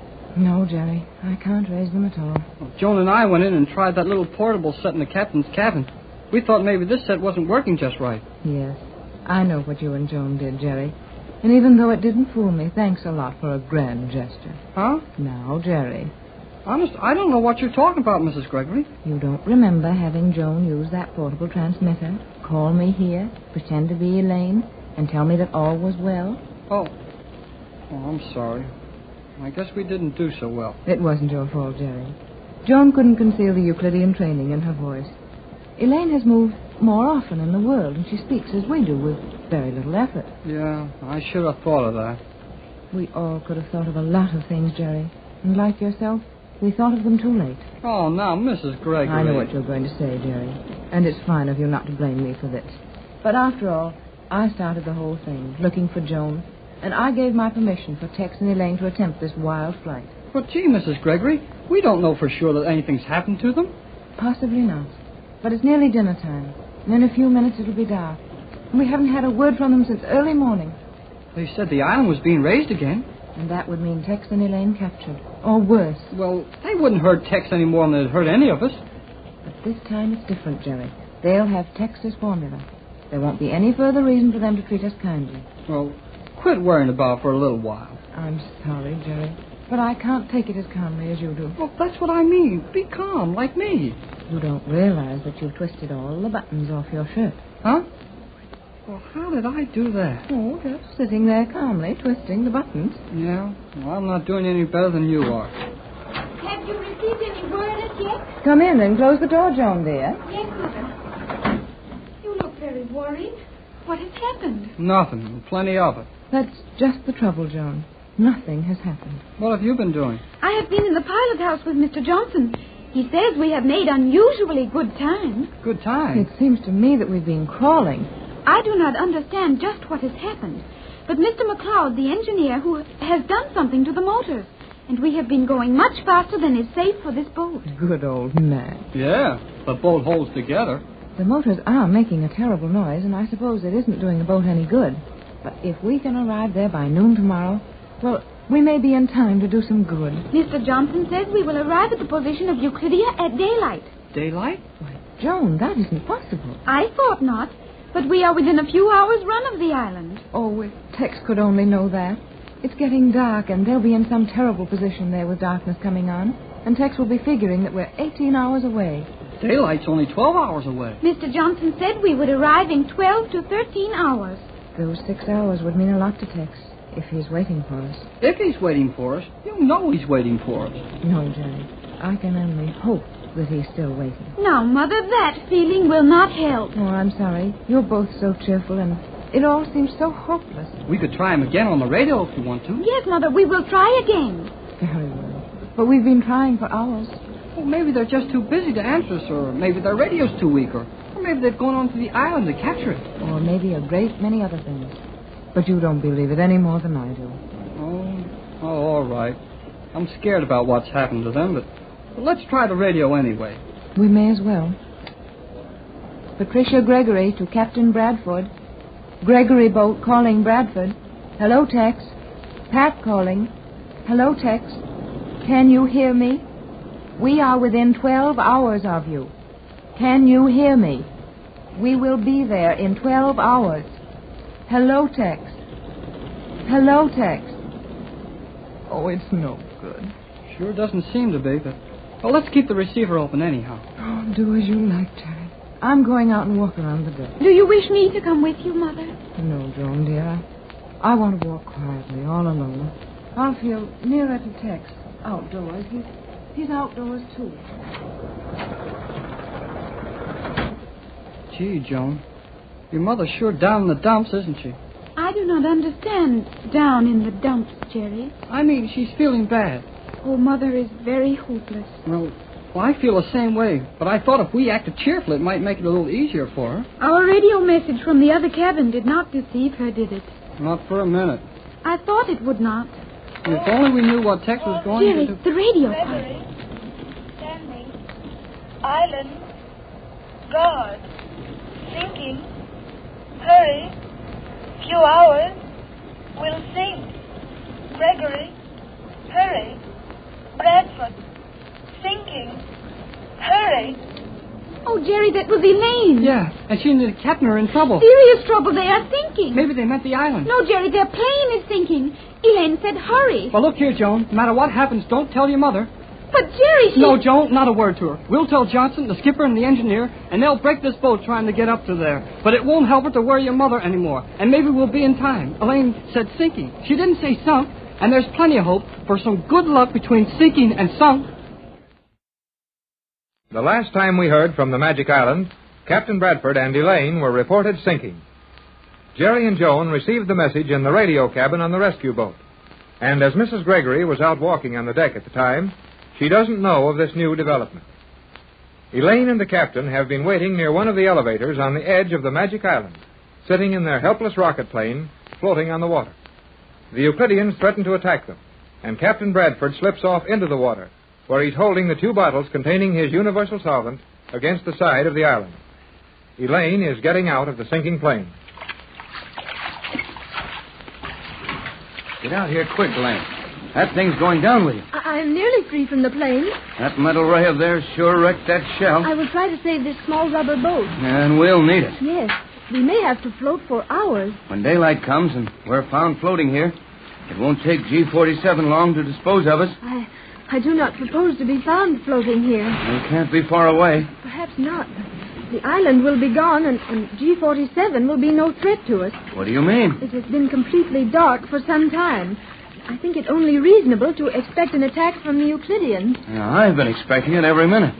If I'm only successful in inflating this bag from the small gas supply in the plane before it sinks. Yes. It'd be pretty hard to blow that thing up and swim at the same time. At least there is some little air. How much will it take to inflate that boat? Only a few pounds will inflate it sufficiently to support us for some hours. We'll need some hours. About 18, I think. The air pressure is growing weaker. And the plane's sliding under. Here, better break that hose loose before the rubber raft gets carried down with the plane. Right. Here, put one hand on my shoulder and hang on tight. That plane will create some suction going down. Not much. It's nearly full of water now. However, I will hold it to the island with you. I have the rubber boat. Well, then, let the plane go.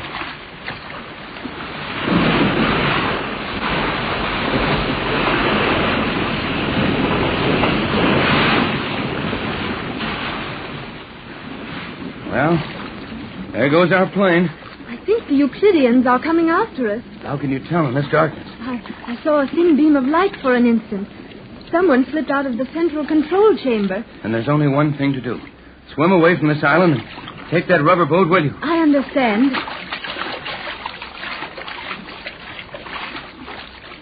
I am safely away. Good. Now I'll break these bottles of solvent against the elevator housing.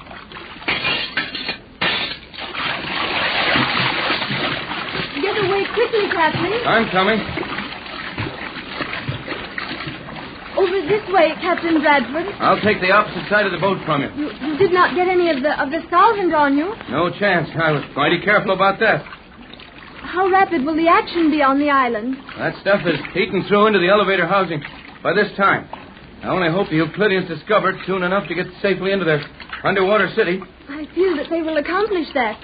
The automatic controls will begin to work in a few seconds. Is there any way at all that they can keep the island above water? No possible way.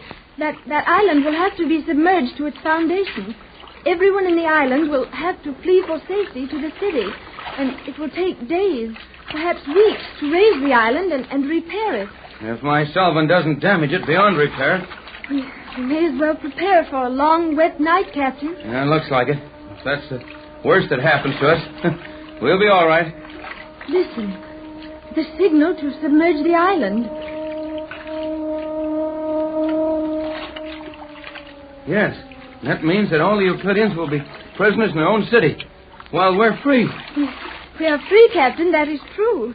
But our position is not entirely happy. Well, I've had prospects I enjoyed more than floating around in this ocean all night. If we are so fortunate as to float all night. Why shouldn't we float all night? This boat will support us easy enough. Yes. It was designed for that purpose, but it is apparently defective. Defective? The air is rapidly leaking out. Where? Around on this side. No way to repair it? None that I know of. I'm holding the leak closed with my hand as well as possible, but it is not perfect. Wait a minute. I'll get around there and help you.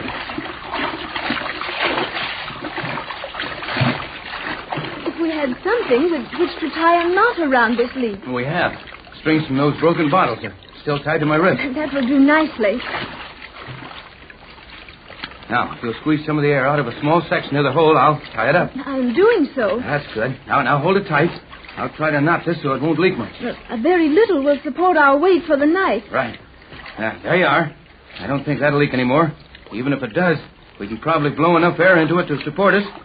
I'm very glad this boat is successful. I would not like to cause you trouble. Cause me trouble? I wouldn't have any more trouble than you with swimming around here all night.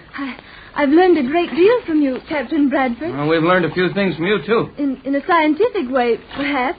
But from you, I have learned that a man may accomplish a great deal if he does it quietly. On Euclidia, every accomplishment was loudly discussed. We like to talk about what we do in our world, too. Now, Elaine, here, you get up on this raft. Oh, but Captain... Come on, up you go. One of us swimming at a time is enough. We've got a lot of hours ahead of us. There's no use in both of us paddling around in this water.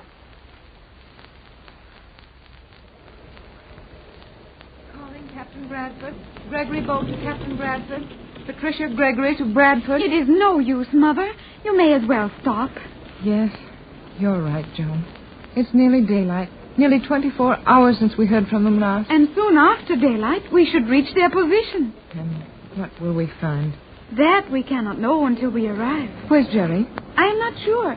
He has been all over the boat at various times.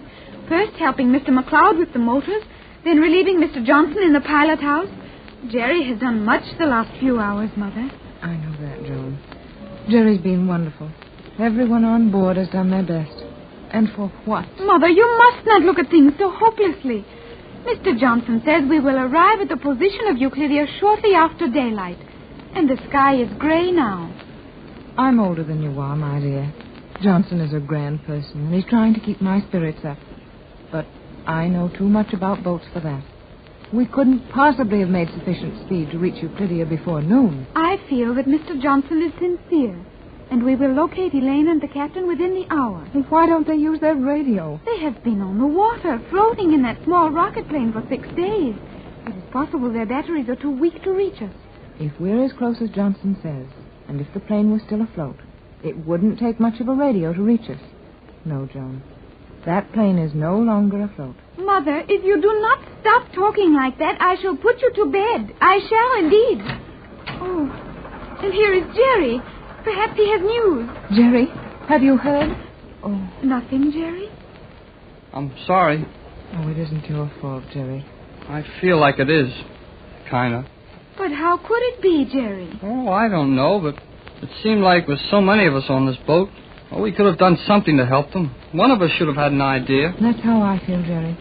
As if we'd fallen down on the job somewhere. You did try to launch the small plane last night. Yeah, and cracked it up, getting it over the side. That couldn't be helped. We didn't have time before sailing to equip the boat properly for dropping the plane. Oh, I know. But I'll bet if Tex had been here, he could have done it. Yes, Tex could have done it. Are we not near Euclidia now? Johnson said an hour just before I came in. An hour is a lifetime right now. Yeah, and an hour's too long if they haven't got anything to hang on to. Well, but maybe they have, huh? Come with you, Skipper? Aye. All of us? Aye. Well, what's happened? But where do you wish us to go, Skipper? Board. The pilot house? Aye. Come on, Mrs. Gregory. I'll bet Johnson's got some news. No, Jerry. Not yet. Hurry, Mother. Come up forward to the rail. All of you. Well, what is it, Johnson? I'm not sure if there's anything. The sky is getting lighter. Yeah, you can begin to see the water around the boat. We'll all watch dead ahead. You've seen something? I thought so, Mrs. Gregory, but I wouldn't be sure. What did you see? I thought I saw a light. I turned on our searchlight then, but nothing since. We'll turn the searchlight on again. Well, the light from it is so great that it prevents our seeing a small light on the water far off. Oh, turn it on again, and then turn it off quick. Maybe they're looking for us. Yes, Johnson. Very well, Mrs. Gregory. That is a powerful light.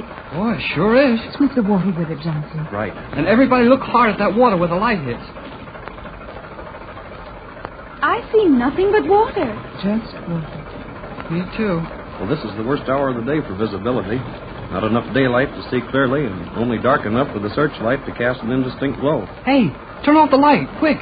What is it, Jerry? I saw a light. Just a little tiny flare. Are you sure of that? Sure, I'm sure. Where was it? Almost dead ahead. Just a little off the port bow. How far away? Well, unless it was a mighty small light like a match or a small flashlight, it was a long ways, maybe a mile. Well, what do you think, Johnson? I thought I saw the same thing before I called you out. Well, are we making full speed? More than that. We're tearing the boat to pieces. Please change your course enough to meet that light. Right, Mrs. Gregory. Oh, Mother, we will find the captain and Elaine safe at last. Sure we will. Oh, don't be too sure. I've seen many things at sea that weren't what they seem to be. Hold it, everybody. I saw that light again. Watch it. Again. Again. Now it's... Hey, it's on longer. There it is again. And again. Count these next ones. 1, 2, 3. I thought so. Did you see it, Johnson? 3 shorts, 3 longs, 3 shorts. That's what it looks like to me. SOS. I think so. Then someone is in danger. I knew it. Now take it easy, Mrs. Gregory. If they're able to send a signal, they're still all right. But how can we answer them? By switching the searchlight on and off. But it glows so long and heats so slowly that it isn't good for signals. Tip it down here where I can reach it. What can you do, Jerry? Wait till I get off my coat and I'll show you. Turn it on, Johnson. Now I'll cover and uncover it with my coat. It won't make very good code, but if Tex Bradford is out there, he can read anything. Hurry, Jerry. Send OK, Jerry. It's shorter than anything else here. Right. 1, 2, 3. There's the O. And there's is the K. Well, that was clear enough. Turn out the searchlight. Let's watch for them. There it is. There's the light again. Oh, we found them. That's Tex. I know it is.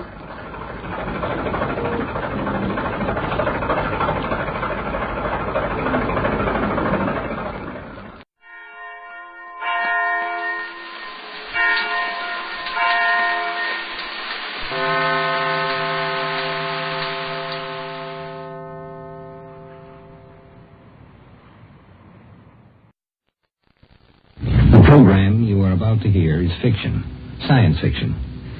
We make no guarantees, however, how long it will remain fiction. Exploring tomorrow.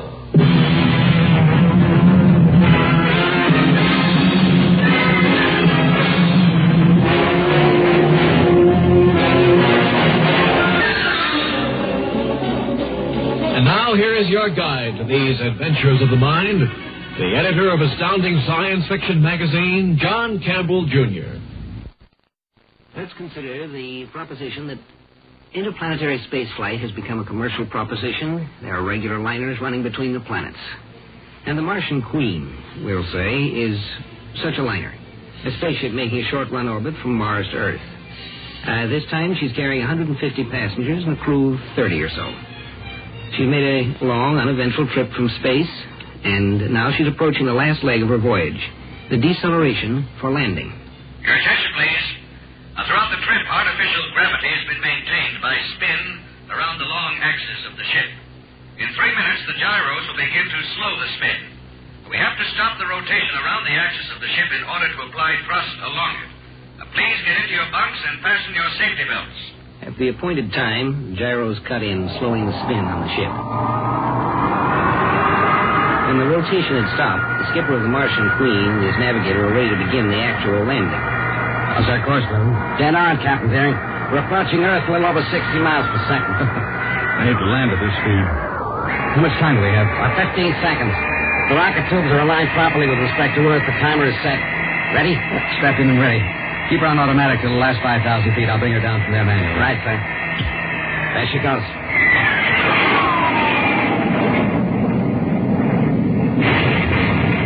Blue, the engine room. Get engineering on the intercom. We're out of control. We're dropping straight toward Earth.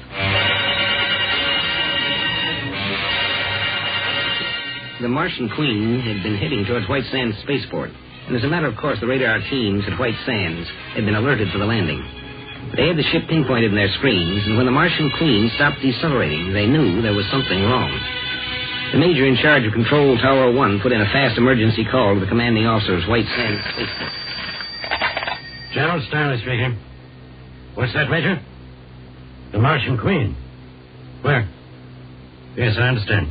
All right, get all data you can on her. Now, keep the radar tracking as long as possible and try to compute an orbit. I want to know where she's going to hit.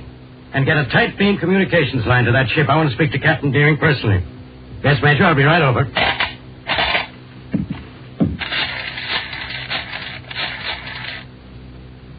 Sergeant, get my Jeep out in front fast. We're going to control Tower 1. I'll be ready to gun it. This is a Class AAA emergency.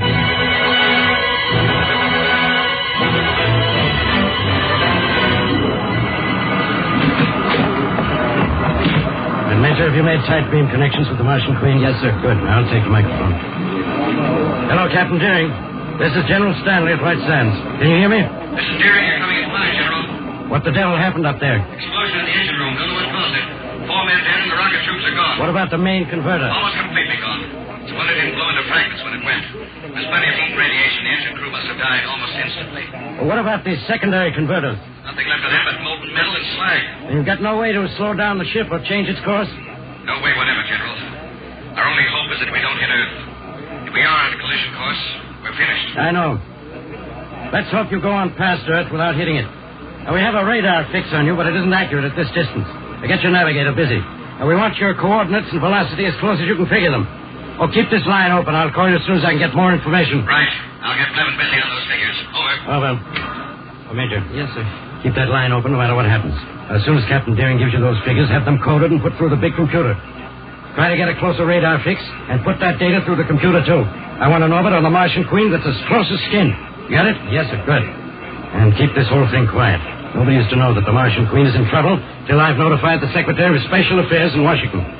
Meanwhile, I'll have to use your phone.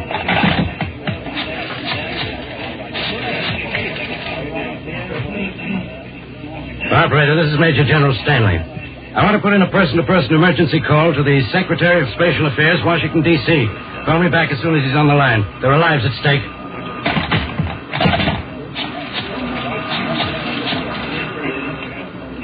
Hello, experimental station. General Stanley here. Now, let me talk to Colonel Osmore. I don't care what he's doing. Get him on the phone. Colonel Osmore, Stanley. What's the top acceleration of that new experimental job? That's right, the XV-19. Good. I want you to have it loaded, primed, and ready to go within 10 minutes. Emergency. I'll say it's an emergency. I want you to move faster than you've ever moved before. I want the XV-19 rocket out on the launching pad and ready within 10 minutes. Now, that's an order. And keep this under your hat. If a word of this leaks out or if that ship isn't ready to go on time, I'll see to it that you never wear those birds on your shoulder again. Now, is that clear? Good. Keep your line open for further orders.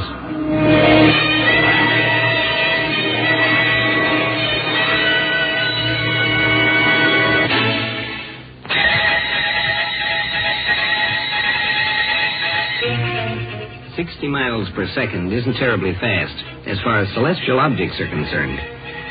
But 60 miles per second is 216,000 miles per hour. And when the Martian Queen had had her accident, she was already close in to Earth. Something had to be done within the next 25 minutes. But what can be done in only 25 minutes?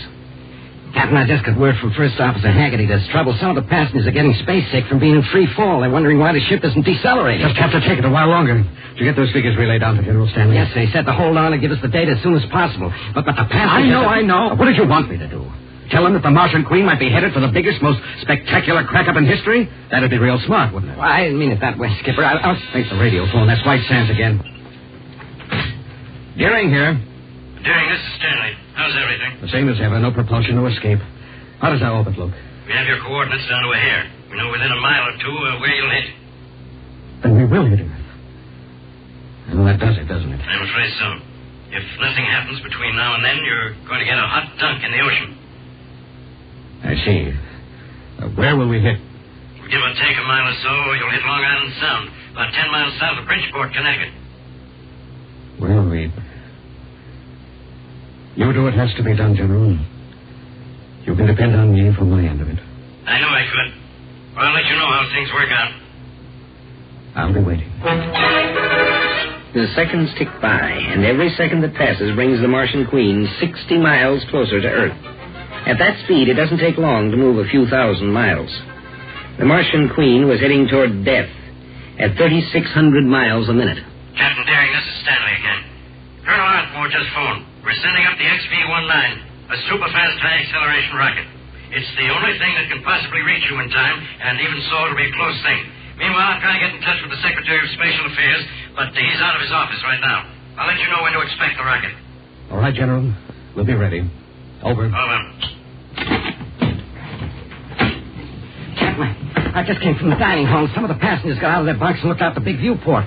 And then they could see Earth, and they could see we're falling toward it. One of them started fighting with First Officer Haggerty, and the thing has ended up in a riot. The crazy fools is no time to be fighting. Can't that crew do anything? They're trying, but it's pretty rough. Give me that microphone.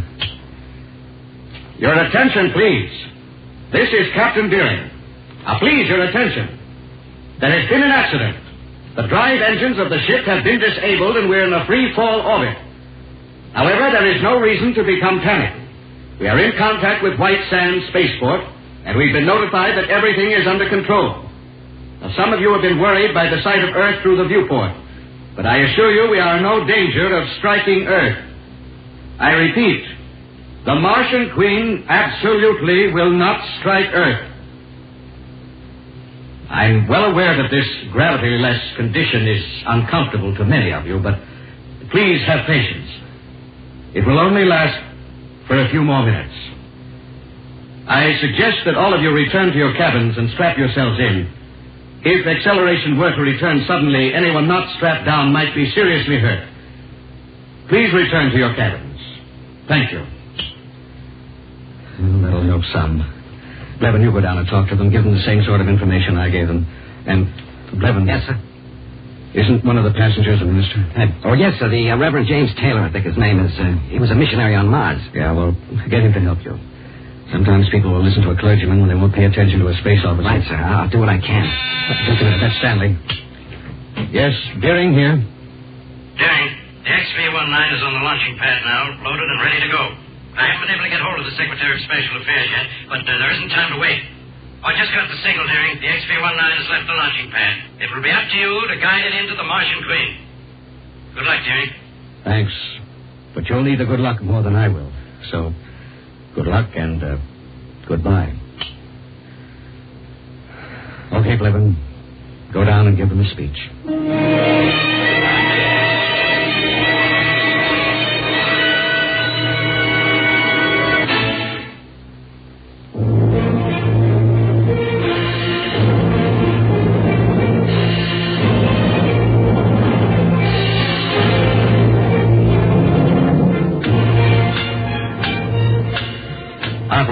This is Major General Stanley at White Sands Spaceport.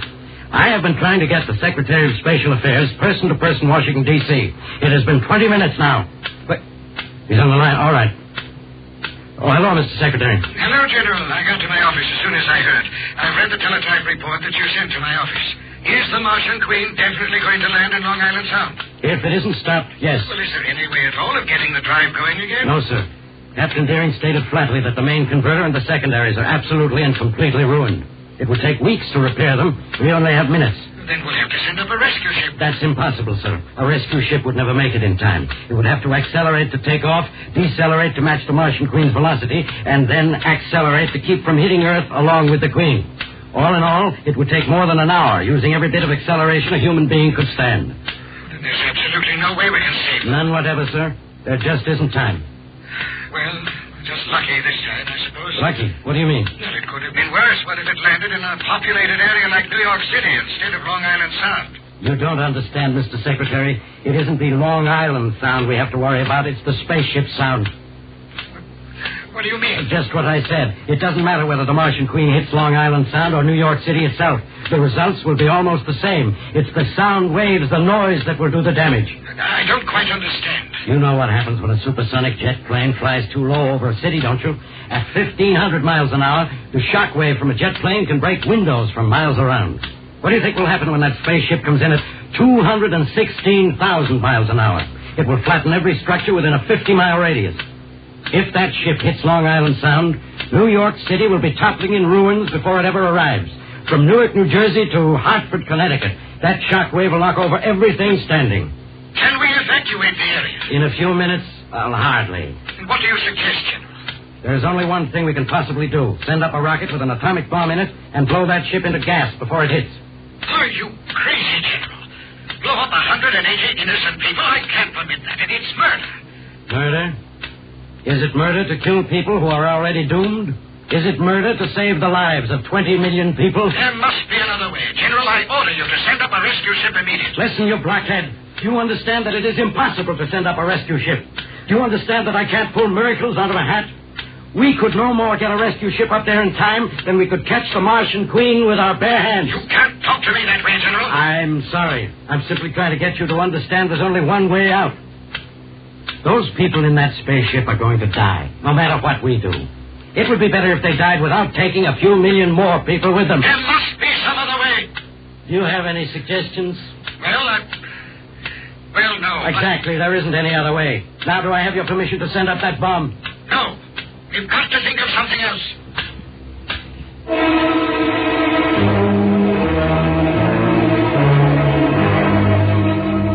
It's no use. I just looked at the clock, Mr. Secretary.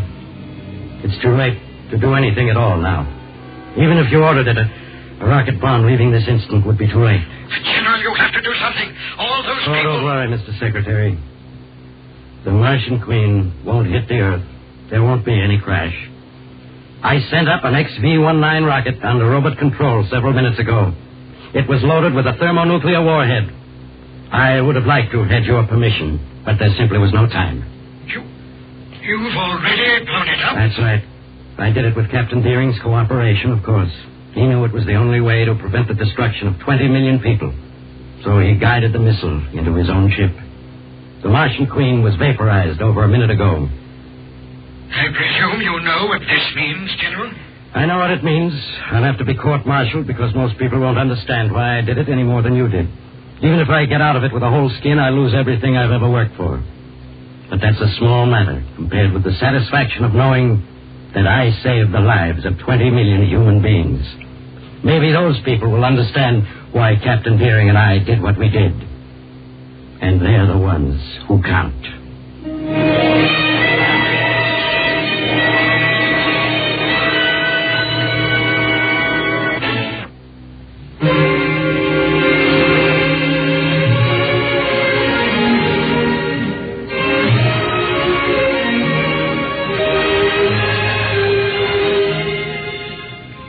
Yes, as time goes by, things do change, but the fundamental things apply.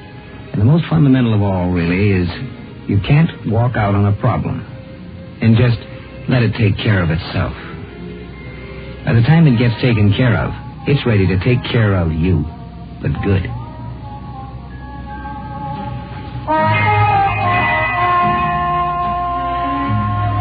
Join us each Wednesday and Friday night for a fascinating adventure in Exploring Tomorrow.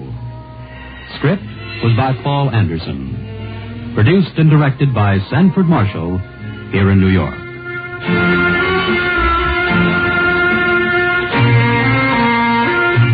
This is Mutual, the world's largest network.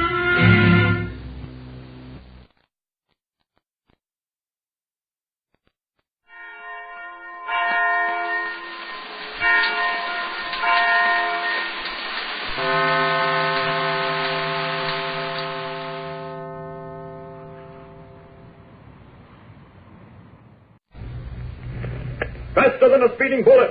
More powerful than a locomotive. Able to leap tall buildings at a single bound. Look! Up in the sky! It's a bird! It's a plane! It's Superman! Yes, it's Superman, strange visitor from another world, who came to Earth with powers and abilities far beyond those of mortal men. Superman, who can change the course of mighty rivers, bend steel in his bare hands, and who, disguised as Clark Kent, mild-mannered reporter for a great metropolitan newspaper, fights a never-ending battle for truth, justice, and the American way. But before we join Superman, here is an important message. Fellas and girls, don't ever get the idea there's nothing you can do to help win this war. Just because you can't join the Army or Navy doesn't mean that you can't be part of this big fight to preserve the American way of life. No, sir, not at all. There is one big, important thing you can do, and I'm going to tell you about that right now. You see, aside from the fact that we can't all be soldiers, sailors, or Marines, because we're too young or too old or something, it's necessary for a good many of us to stay right here where we are. As a matter of fact, Uncle Sam says that for every man in the armed forces, there must be 11 people back home to keep them well supplied and to see that everything runs smoothly. It's sort of like a civilian army that cooperates with the armed forces to help win the war. And that's where you come in, you and I, for we're all members of this civilian army. And the best way we can help our boys at the front is to buy war-saving stamps and bonds and buy them regularly. How does that help? Well, let me tell you. It helps our government to finance the war. It helps to buy the guns and the tanks and planes and all the other things the Army, Navy, and Marines need to knock out the Japs and the Nazis. For instance, every time you buy a 10-cent war-saving stamp, your dime will pay for 5 bullets. And every 5 10-cent stamps buys enough fuel oil to carry a destroyer a full mile. So you see how important it is for you to buy a war-saving stamp every time you've got a dime. See if you can get Mother or Dad to give you a dime every day or every other day with which to buy war-saving stamps. Talk about this with all your friends. Ask them to buy war-saving stamps regularly. Ask your mother and your dad and all your neighbors and relatives to sign Minuteman pledges. Do all you can to build up the sale of war-saving stamps and bonds. And that's what you can do to help win this war. And now, the adventures of Superman. Clark Kent and his companions in adventure, editor Perry White, Lois Lane, and Jimmy Olsen, are now at a hunting lodge in the vast wilderness of the Hudson Bay region of northern Canada, attempting to solve the mystery of the Headless Indian, an apparition that has slowly been driving Sebastian Beauvais, owner of the lodge, out of his mind.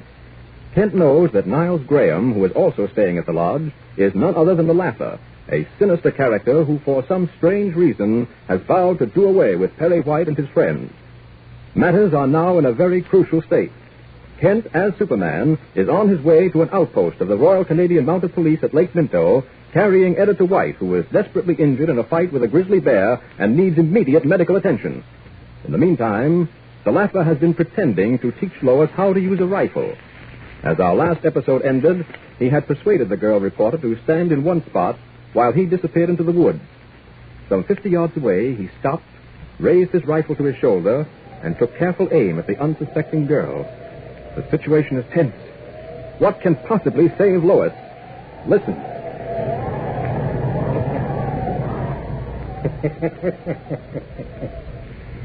Well, Superman, wherever you may be, here's one of your friends that won't get away.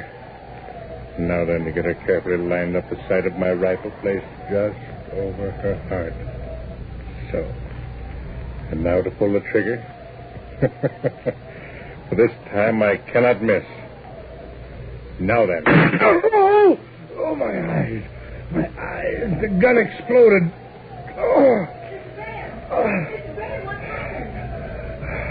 This way, Miss Lane. Over here. I'm coming. Mr. Graham. Help me. Help me. Mr. Graham. Your face. The rifle exploded in my face. Get me to the lodge. How, Mr. Graham? I can't carry you. You've got to help me. You've got to. I've got to get back to the lodge. See if you can get to your feet. I can't possibly lift you alone. I can try. That's it. There, I'll try to support you as much as I can, but you'll have to walk by yourself. I can't see. I can't see. I'll lead you. So long as you keep on your feet, we're all right. Do you think you can reach the lodge? I must reach the lodge. I won't leave you. We'd better hurry. It's beginning to snow. Snow? Yes, you're right. It'll turn to a blizzard in no time. You may lose the trail. Let us go. Hurry. Hurry. Lois and the Laugher struggle on through the forest. Hours later, frozen with cold, blinded by a raging blizzard, the Laugher stumbles and falls to his knees in the snow. I can't go any further. We must stop here, Miss Lane. All right. All right. Miss Lane. Yes. You're lost. No, I'm not. Oh, come, admit it. Admit it. Yes, I am. I tried to keep it from you. You were right. This is a blizzard. I can't see 10 feet ahead of me. I'm afraid I've lost the trail. I think I lost it hours ago. I've just been walking in the... Stop laughing like that. I'm sorry. I'm in pain. You must know that. You've got to pull yourself together if we're ever going to reach the lodge. Yes. I can. I will. It's getting dark. It's almost twilight. Keep going. Keep going. The lodge may be... Oh, get up. Please, Mr. Graham, won't you please get up? We've got to go on. We've just got to. We'll be frozen to death if we stay here. What can I do? What can I do to make it? You've got to get to your feet. We've got to keep going. We may reach the lodge any minute now. It's dark, isn't it? It's night now, isn't it? Yes, but I've just been moving forward anyhow. I think I'm going in the right direction. No, you're not. You're lost, Miss Lane. We're both lost. We haven't a chance. Oh, don't say that. I've got to get you back to the lodge. I can't let you die. I've got to get you back. You're too nice a person, Mr. Graham. You're too fine.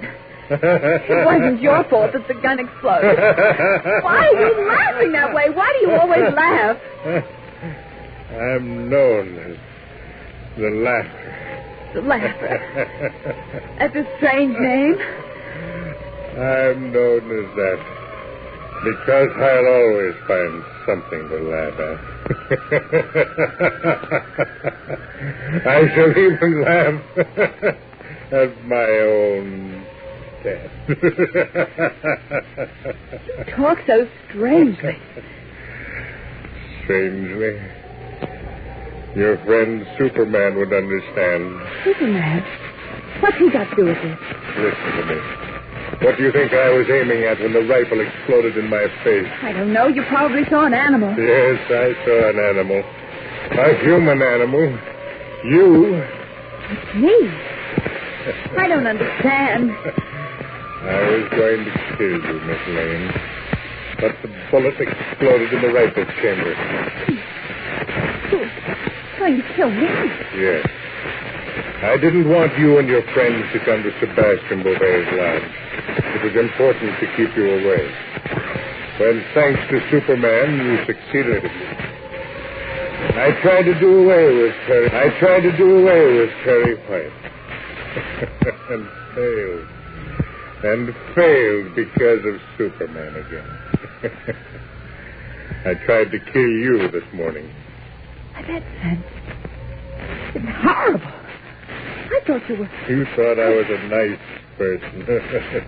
A fine person. Well, now you know I'm not. But what you were doesn't matter. You're a human being, and I've got to save you if I can. I'm not concerned about myself. I'm worried about you. Me? Don't you understand? I can't go any further. You'll have to go on by yourself. You'll be alone. Alone in the middle of a forest. In a raging blizzard. Well, what of it? I'll make the lodge somehow. I will make it, you hear? I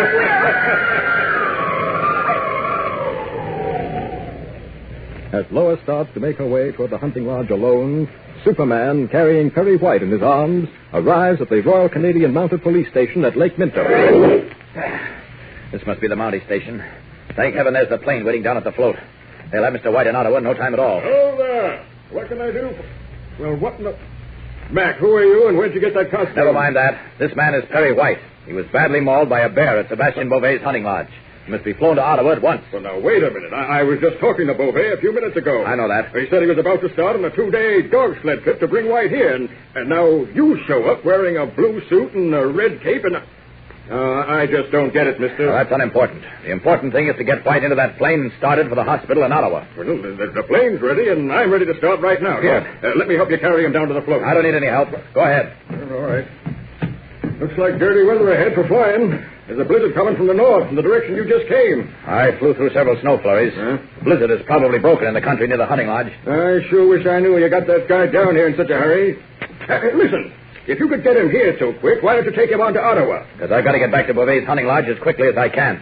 Things may be happening up there that'll need my help. Well, what thing? Never mind. Please, let's get White into that plane. Okay.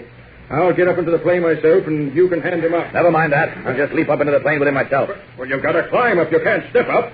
That door's a good 6 feet off the ground. Well, that's hardly a step for Superman.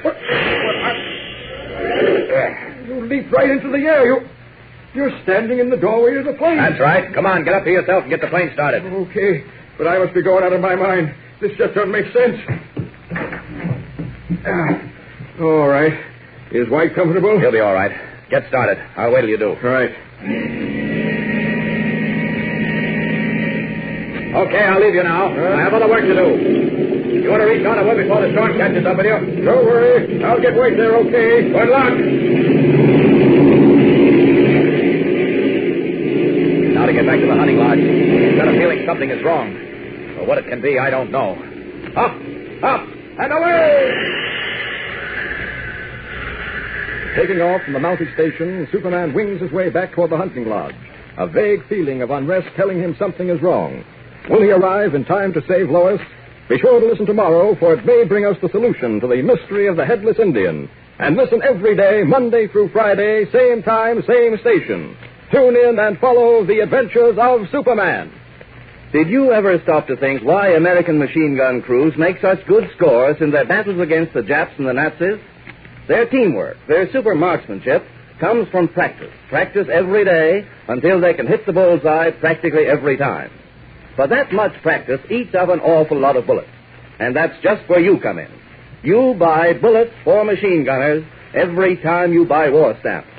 5 bullets for every 10-cent stamp. So get behind your team by buying stamps just as often as you can. Can you think of anything more exciting to buy for your dime than 5 .45 caliber bullets? 5 bullets for American soldiers to use in protecting your home from the Japs or the Nazis. So get going. Get your stamps today and every day. Faster than a speeding bullet. More powerful than a locomotive. Able to leap tall buildings in a single bound. Look! Up in the sky! It's a bird! It's a plane! It's Superman!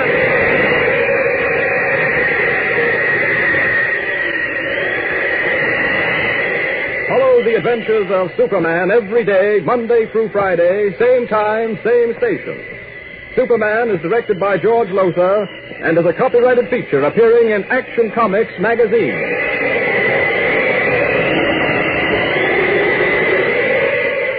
This is Mutual. Faster than a speeding bullet. More powerful than a locomotive. Able to leap tall buildings in a single bound. Look! Up in the sky! It's a bird! It's a plane! It's Superman! Yes, it's Superman, strange visitor from another world who came to Earth with powers and abilities far beyond those of mortal men.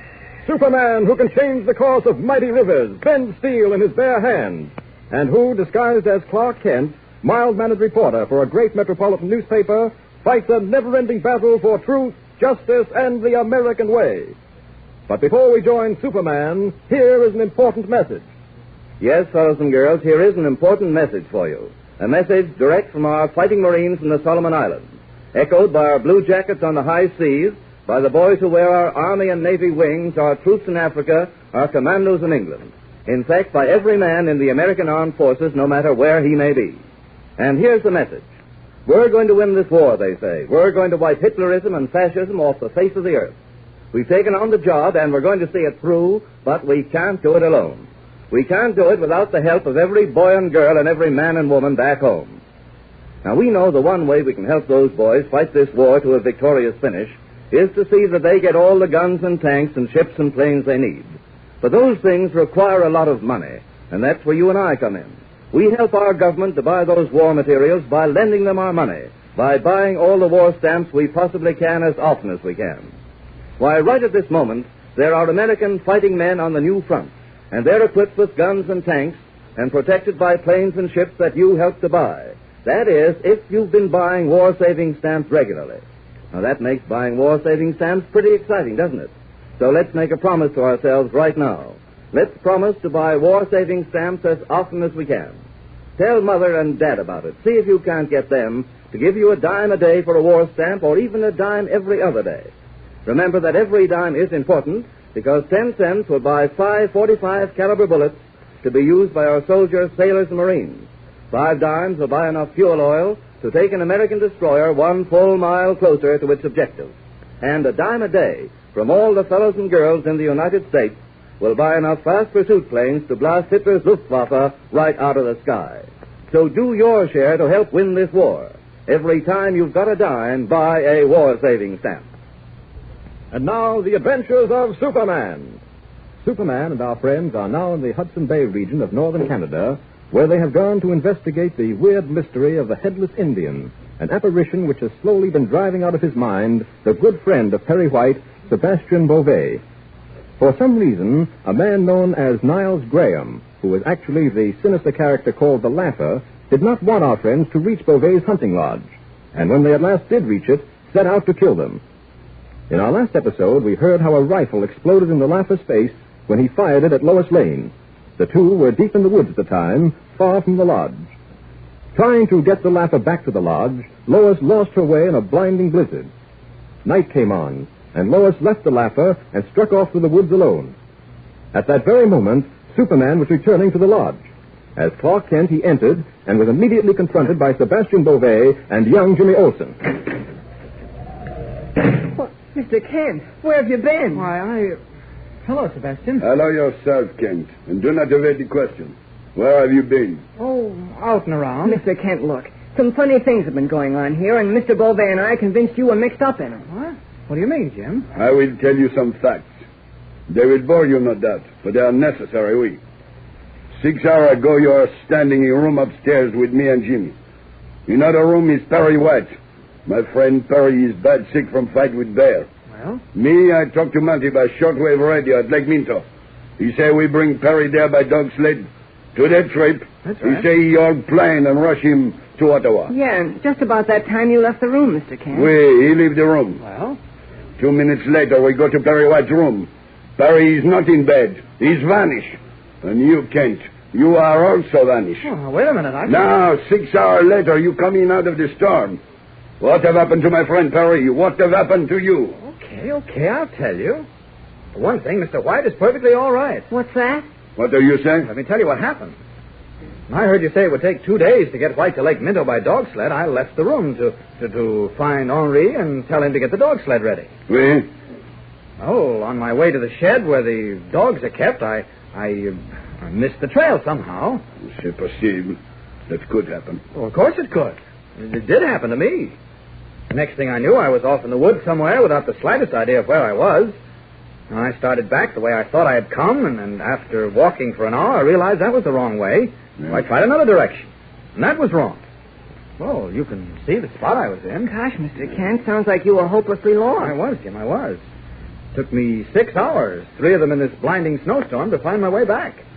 I was scared to death, I can tell you that. I could see myself dying of starvation and freezing out in those woods. But what if Perry? You say he's safe? How you know? No, wait a minute, I'm coming to that. While I was wandering through the woods, I suddenly heard a great burst of wind. It wasn't like the ordinary wind that was howling about. There was a strange, eerie quality to it. Well, I looked up, and there, flying through the air with Perry White in his arms, was Superman. Superman? Gosh, I might have known. Superman has been around here. Didn't he save Mr. White and me from the bear in the first place? Of course. And incidentally, Superman was heading in the direction of Lake Minto. This is great relief. If Superman pick up Perry, then all is well with my friend. Come. We go upstairs to my room. We get in touch with the Mounties at Lake Minto and find out for sure. All right. Come. Oh, golly. It sure is a relief, Mr. Kent. Mr. Beauvais and I didn't know what had happened. There was just no way of figuring it out. Well, don't you worry. Mr. White will be all right, and the rest of us will. Say, by the way, Lois is all right, isn't she, Jimmy? Sure, I guess so. Here is my room. We go in. Jimmy, what do you mean you guess Lois is all right? Oh, gosh, I haven't seen her all day. What? Mr. Beauvais and I have been running all over the place trying to find you and Mr. White. Half the time we were out in the woods, thinking we could pick up a trail or something. You haven't seen Lois all day? I don't know the shortwave radio. I see. I guess she's in her room now. She's certainly not out in this storm. I'll look in on her when we finish here. You got them on a station at Lake Minto yet, Sebastian? One moment. Hello? Hello? This is Sebastian Beauvais calling. Hello? Ah, that you mind. I want to know about Paris. Huh? Ah. Oh, magnifique. Très magnifique. Oui. Oui. C'est bon, c'est bon. Merci mille fois. Bonsoir, Mike. Well, Mr. White, is he... Perry is all right. He's taken out by Superman. You see? Perry is now on his way by airplane to Ottawa. He will be all right. Ah, it is a relief to me. Oh, golly, same here.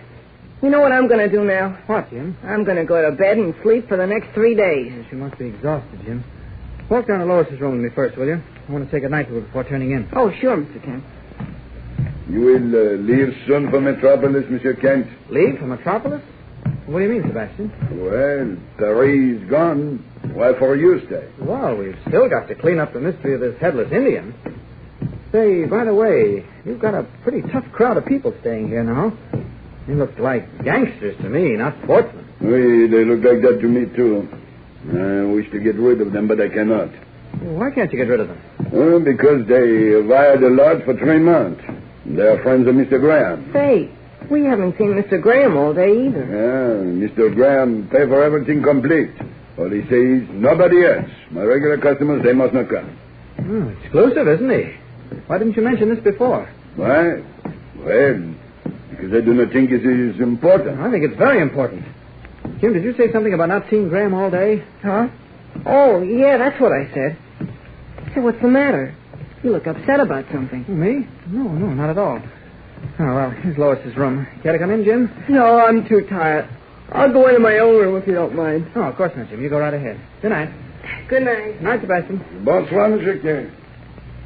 Now then. Lois, it's Clark. I want to talk to you. Lois. Maybe she doesn't answer. I'll try the knob. What? The door's open. I'll let her turn on the light. Well, she's not here. The room's empty. Oh, I'd better find out about a few things. Maybe Jim can tell me. Hey, why don't you watch where you're going, Mac? Sorry, you were passing the room as I came hurrying out the door. Well, that's okay. I was just on my way to my own room. Oh, say, by the way, could you tell me which is Mr. Graham's room? Yeah, number 14. But I wouldn't disturb him if I was you. Oh, why not? Well, I seen him going out hunting this morning with that dame Lois Lane. What? Yeah. I don't know when he got back, but he always gets plenty tired after a day's hunting. And if you wake him up, it's murder. Okay, thanks for the tip. Yeah, and you better be taking it, too, bud. So, Graham's been out hunting with Lois, and she's not in her room. I knew something would happen while I was away. Gotta work fast. The next step is to see if Graham's in his room. Mr. Graham! Mr. Graham! He doesn't answer. His door's locked. No time to worry about Sebastian's property, and I go. Just as I thought, the room's empty. I've got to figure this out and fast. Now, let's see.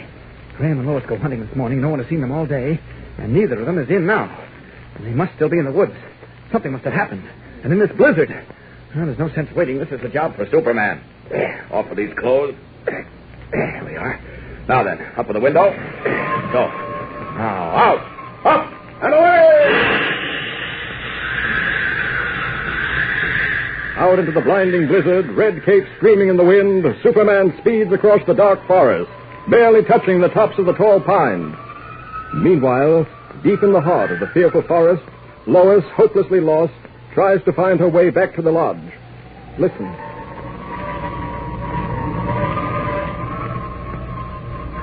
Oh, that was waist deep. I can hardly move against it. I've got to keep going. I must reach the lodge. What's that? Stay away from me. Oh, nothing but the branches of a tree. Looks like some fantastic creature out of Alice in Wonderland. What was that? Howl of a wolf. I wonder if that could be the Wendigo. The werewolf that Sebastian spoke of. Oh, what? Oh, it can't be. My imagination. I must be seeing things. And yet there it is, coming toward me through the woods. A horse and a headless rider, flaming through the night.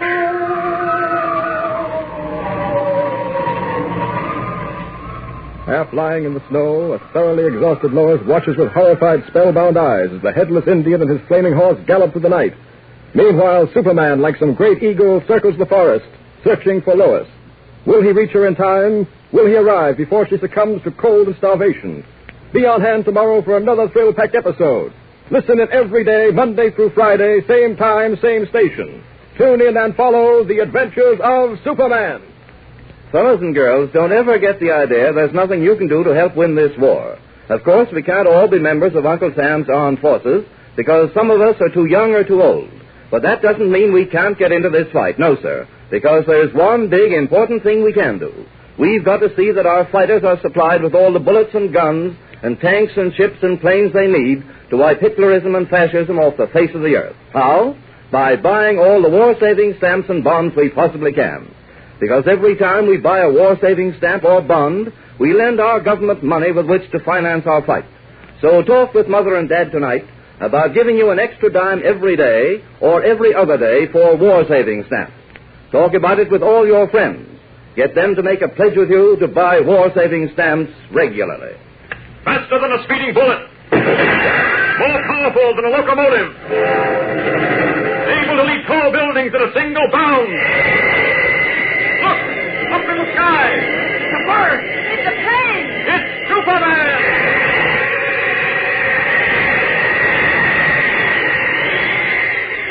Follow the adventures of Superman every day, Monday through Friday, same time, same station.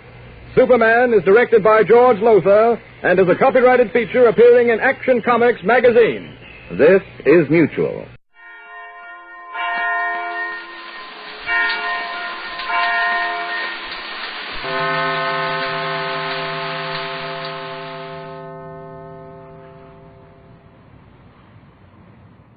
Stand by for Space Cadet in 30 seconds.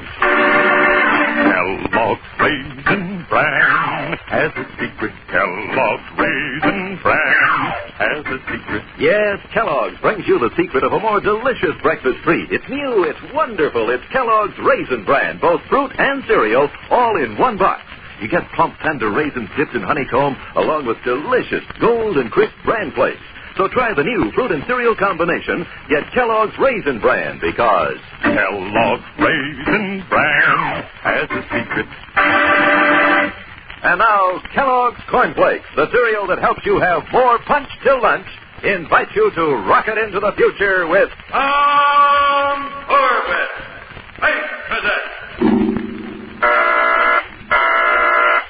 Stand by to raise ship.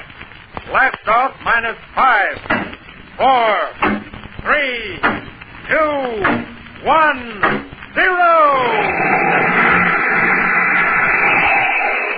As roaring rockets blast off to distant planets and far-flung stars, we take you to the age of the conquest of space with Tom Corbett, Space Cadet.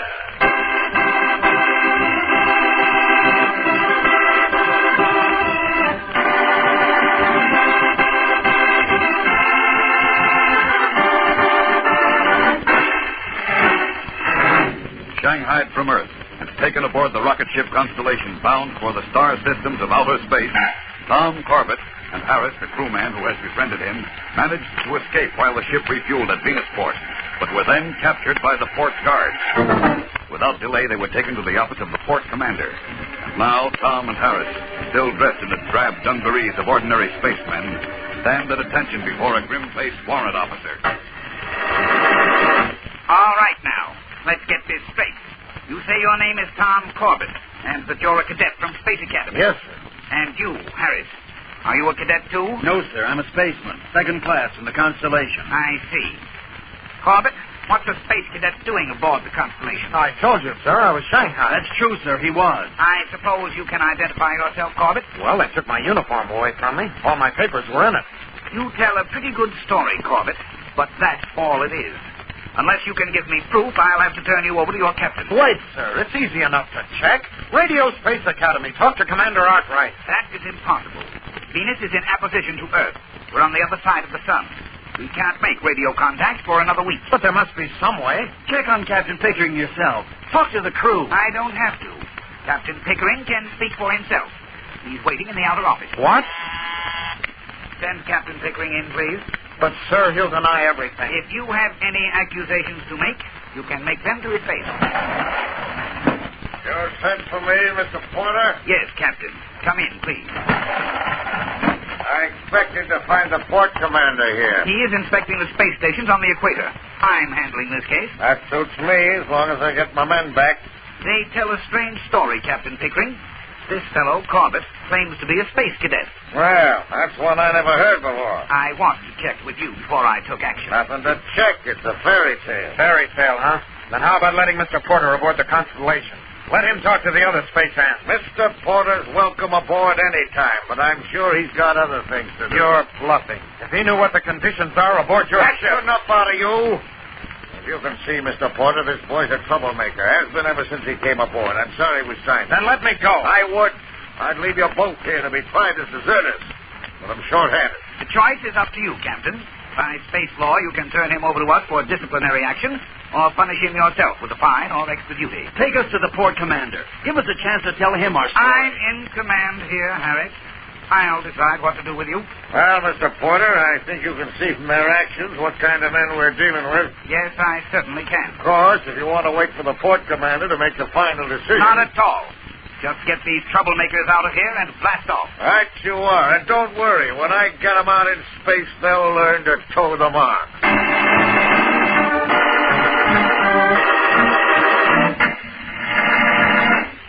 Wow. Looks like the Space Cadets are rocketing on all tubes. There's real adventure ahead, but they're ready for it. Have to be prepared for it all the time.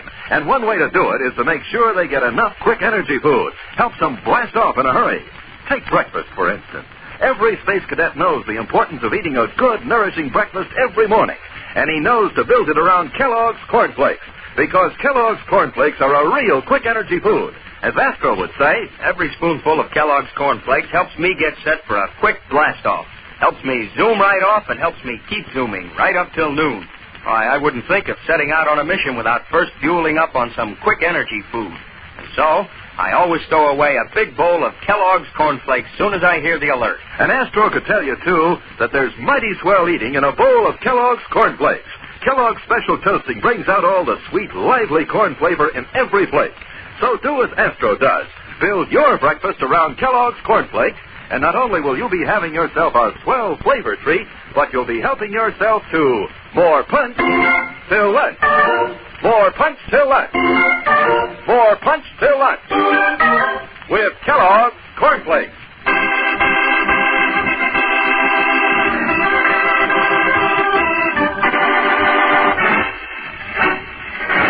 Unable to persuade the warrant officer in command of Venusport that he has been shanghaied, Tom Corbett is taken back aboard the rocket ship Constellation with his newfound friend, Harris.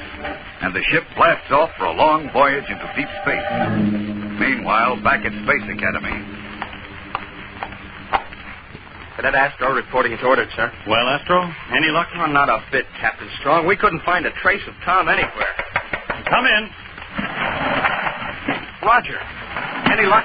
Yeah, I think so, Astro. Well, out with it, Manning. I found an cab driver in town and remember seeing Tom. He picked Tom up at a stand in town about 2300 Sunday night. Must have been on his way back here to the academy. No, the cabbie said Tom was sick or something. He was unconscious and a merchant spaceman had him in tow. A merchant spaceman? Yes, sir. The driver took both of them to the terminal spaceport, and the last he saw of Tom, he was being carried aboard a ship called the Constellation. The Constellation? I've heard of her. She's a deep spacer. Usually travels out to Sirius and Alpha Centauri. Now, let me see now.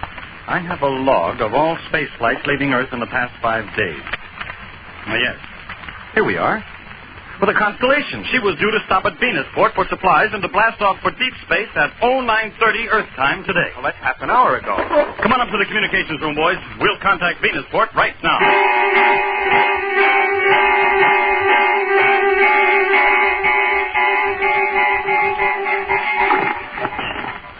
What do are we waiting for, Captain Strong? We're in apposition to Venus. A direct signal can't get through. They're setting up a relay transmission, Earth to Mars, to Titan, and back to Venus. Captain Strong here. Warrant Officer Porter, Venusport. Go ahead, Captain Strong. Listen, Porter, this is urgent. Have you cleared the Deep Spacer Constellation yet? The Constellation?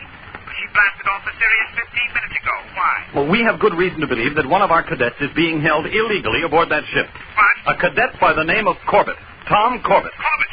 Thank you. Are you sure, Captain? Almost. Why? Have you seen him or heard anything about him? Well, I don't quite know how to say this. I'm afraid I've made a terrible mistake. Well, get to the point, man. Well, Corbett was here, told me a fantastic story about being Shanghaied, and I didn't believe it. You didn't? No, he didn't have any identification. Couldn't prove his story, so I sent him back to the Constellation. Oh, that rockhead. I'm sorry, Captain. Well, never mind that now. Listen. Send every available patrol ship after the Constellation. But there are none in port now. I can pull them off orbit, but it would take 2 days to catch up. 2 days? Blast it, that's too long. They'd never make it. Well, I'm terribly sorry, Captain. If there's anything else I can... Oh, you've done enough already, Porter. End transmission. Well, there's only one ship faster than the Constellation, and that's the Polaris. How long will it take you two to get ready? We're ready now, sir. Good. Then get aboard the Polaris. We raise ship immediately.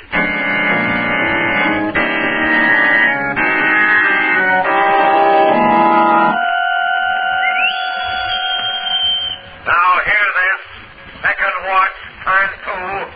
All hands on extra duty will not be relieved until 0700. Hey, you hear that, Tom? 4 more hours on the power deck for us. What does Pickering think we are? We can't work like this on short rations. He'll see that we do. That warrant officer at Venusport had only listened to me. You made a good try, Tom. Well, they don't pay off on tries, Harris. And now what? Do we just keep slaving down here until we drop? That's just about it, Tom. Until we drop.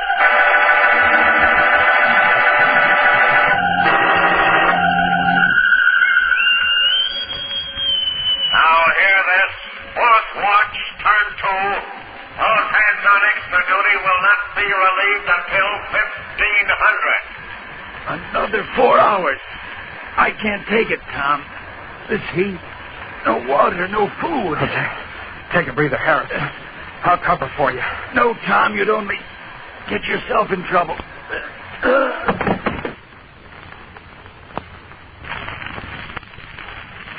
Harris. Harris. Hey, give me a hand here. Someone help me. Quick!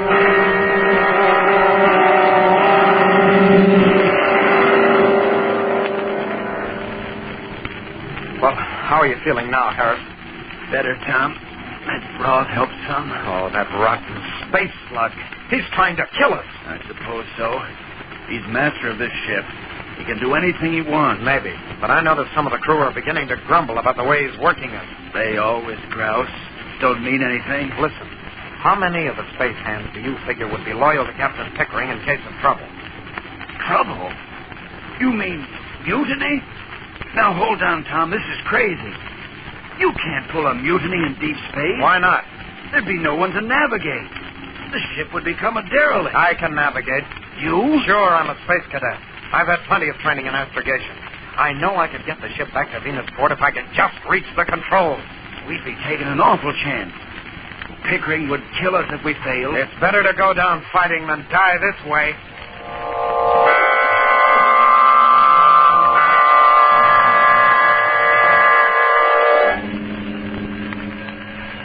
I've talked to some of the space ends, Tom. 5 of them are with us. Good. Uh-oh. What now? Now, hear this. All hands report to the main deck on the shuttle. Any man who fails to report will be shot. That is all. Well, what do you suppose that means? I don't know, Tom, but I don't like the sound of it. I don't like it at all.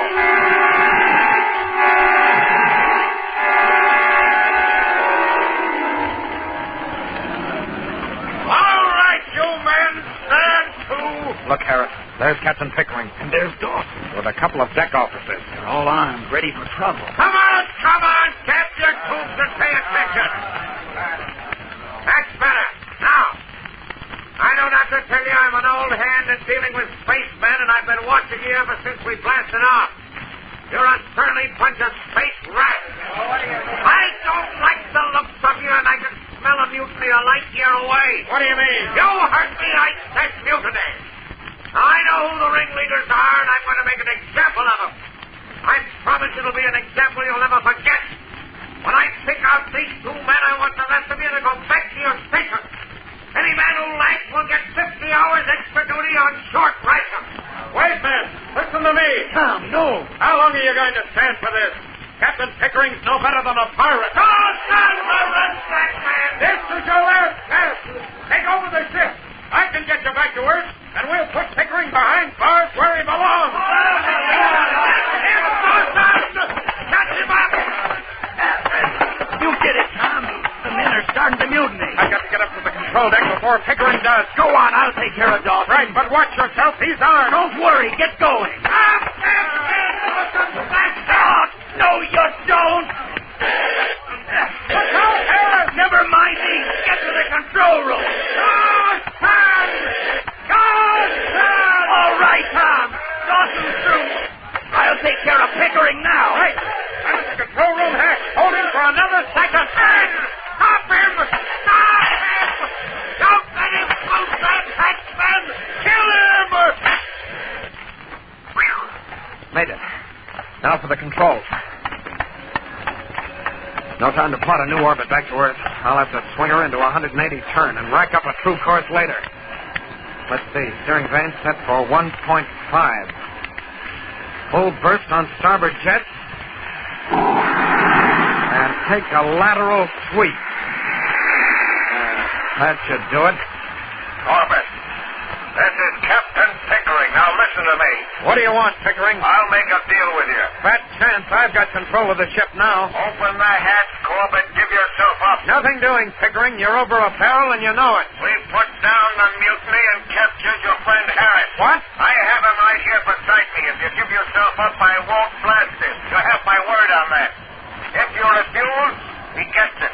How do I know you're telling the truth? I'll put him on so you'll know he's still alive. All right, Harris, go ahead. Tom, don't trust him. Save yourself. Nobody can help me anymore. All right, Corbett, his life is in your hands. Now I'm going to count to 10. If you don't open the hatch, Harris gets it. 1, 2. I can't let him shoot Harris in cold blood. But if I give myself up... Oh, what's the use? I don't have any choice. Just 2 more seconds left, Corbett. Okay, Pickering, you win. Don't shoot, Pickering. The hatch is open.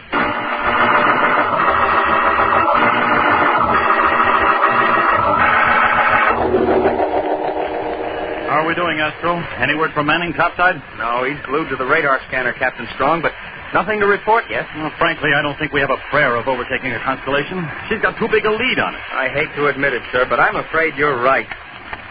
Captain Strong, I've got a scanner reading. With a Constellation? Yes, sir. Are you sure, Roger? Look, Astro, if you ran your power deck as well as I handle the radar bridge, we wouldn't have any problem. All right, cut that, Manning.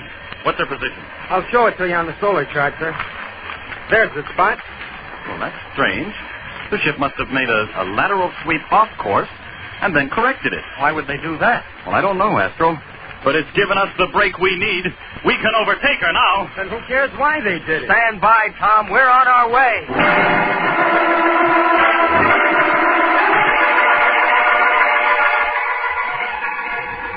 All right, Captain Pickering, you're back in control of your ship. Now, where's Harris? You won't be seeing Harris anymore, Corbett. What do you mean?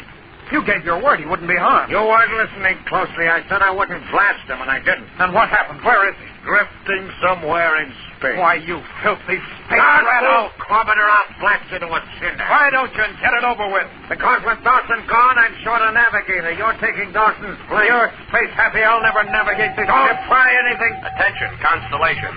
Attention, Constellation.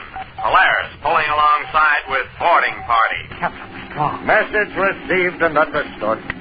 Looks like you're all washed up, Pickering. When they find me here... Sorry to disappoint you, Corbett, but when the boarding party arrives, they won't find any trace of you on this ship. I'm getting rid of you once and for all.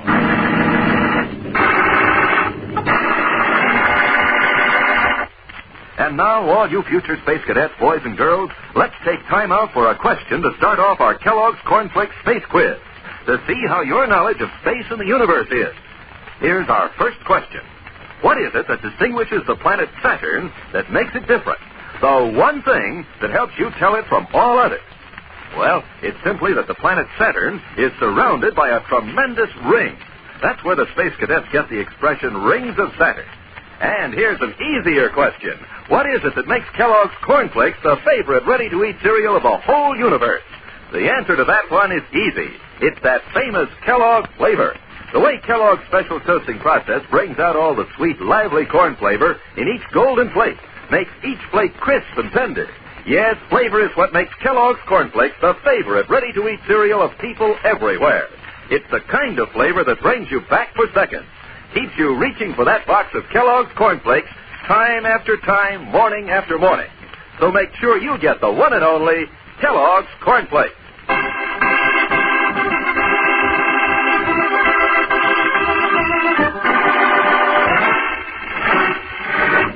When Tom's desperate attempt at mutiny fails, his last chance of escape from the rocket ship Constellation is seemingly gone.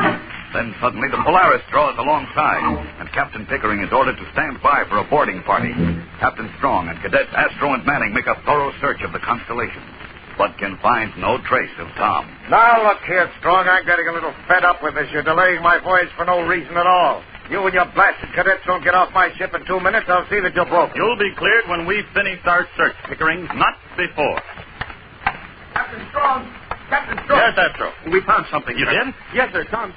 Frank, you've searched the entire ship from nose to tail. The cadet you're looking for isn't aboard. Now, listen. Now I insist that you let me resume course.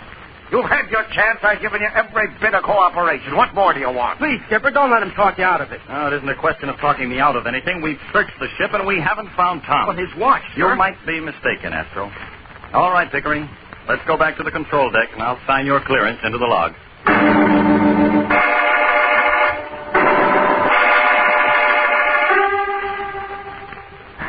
What are we going to do? Look, the skipper's signing the log. In another 2 minutes, Pickering will be underway again. I know, Roger, and I'm just as sure as you are that Tom's aboard somewhere. But how can we prove it? All right, Pickering, there you are. You're cleared for the rest of your voyage. Thank you. That does it, Astro. Yeah. Hey, wait a minute. Look at that indicator on the control panel. Huh? Which one? The main rocket firing tube. One of them has mass in the reactor. So what? But we're drifting. There shouldn't be anything in the tube. The reactors only feed in during acceleration. Hey, you're right. Say, Roger, did you check those tubes? Did you look inside them? No, did you? Jumping Martian mice, I wonder... All right, boys. Let's get back aboard the Polaris. Oh, wait a minute, sir. There's something wrong. Are you starting that routine again, Cadet? Get them off my ship. No, Skipper, listen. We didn't search the firing tube. And there's some kind of mass in one of them. Look at the control panel indicator. Why, that's just a gas accumulation. Here, I'll blast it out for you. No, get away from that panel. Get your hands off me, you young face. I'm sorry to be disrespectful, sir, but maybe this'll stop you. Go back. Yeah, it's all right on the button. I'm sorry I had to do that, sir, but if he fired up that tube with Tom in it... Well, I know, Astro, but you'd better get down there right now and make sure you're right. If Tom isn't there, then you're in trouble.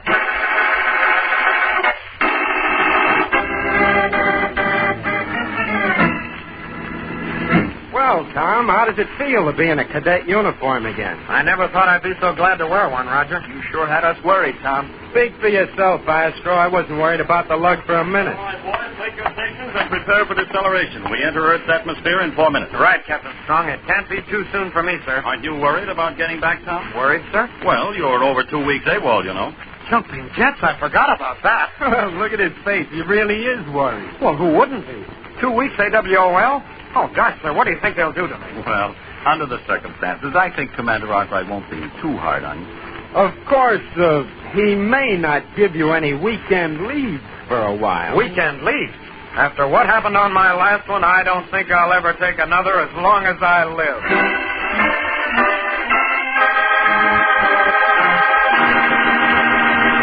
Don't miss the next action-packed adventure with Tom, Corbett, and the Space Cadets when death lurks in the void as the boys begin Operation Hide and Seek. Tune in, same time, same station for the next thrilling interplanetary adventure with Tom Corbett, Space Cadet. Brought to you by Kellogg's Corn Flakes, the cereal that helps you have more punch till lunch.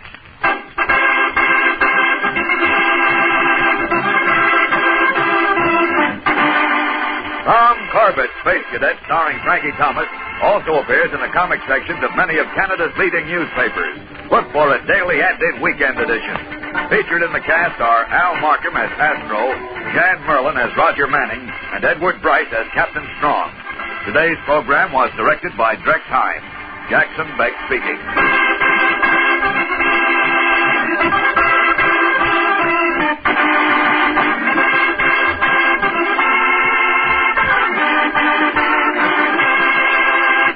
Say, like to make breakfast more fun, have a different cereal every morning? Then ask Mom to get Kellogg's Variety Pack. You see, Kellogg's Variety Pack is an assortment of all favorite cereals.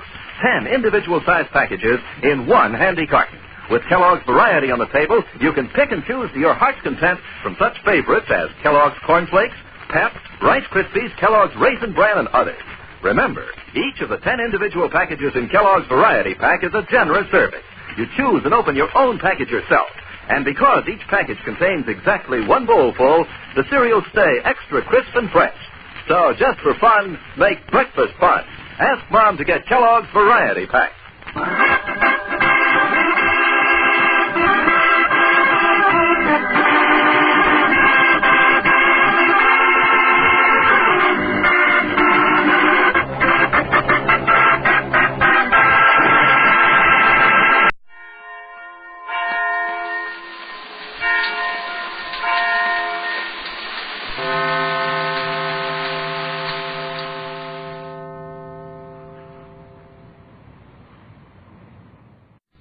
Of the everyday grind? Ever dream of a life of romantic adventure? Want to get away from it all? We offer you Escape. Escape, designed to free you from the four walls of today for a half hour of high adventure.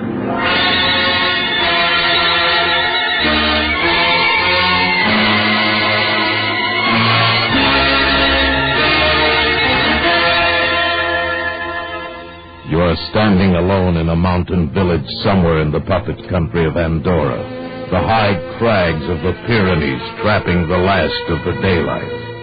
And you know that in one of the stone houses facing you, behind one of the doors that is closed against you, is a beautiful woman whom you must find before she meets her death. Listen now as Escape brings you Kathleen Height's story, The Dark Wall.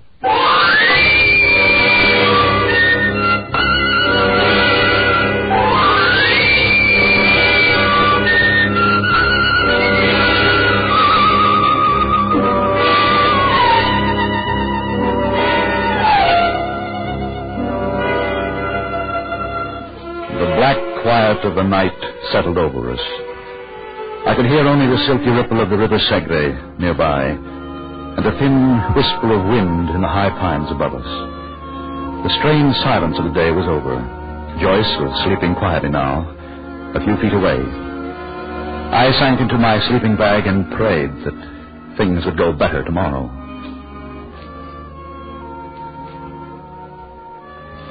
Something roused me. Some sound. In a glance, I saw the gray of the pre-dawn, and then I saw Joyce. Poised at the side of my sleeping bag, wild terror in her eyes, and in her upraised hand, a heavy tire iron. Joyce! Don't stop, Alan, don't! Joyce, for heaven's sake, give that to me! No, give it to me, let go! Let go, drop it, let it go! Let it go! Joyce! Oh, you were supposed to wake up. Why?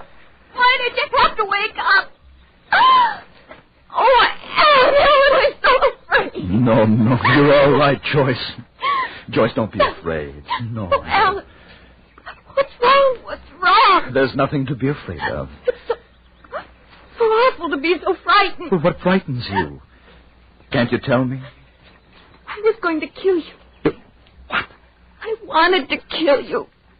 Joyce, are you afraid of me? Oh, it isn't you. I love you. And I love you, darling. Oh, I know you do. Alan, please, can't we go now? Can't we get away from here?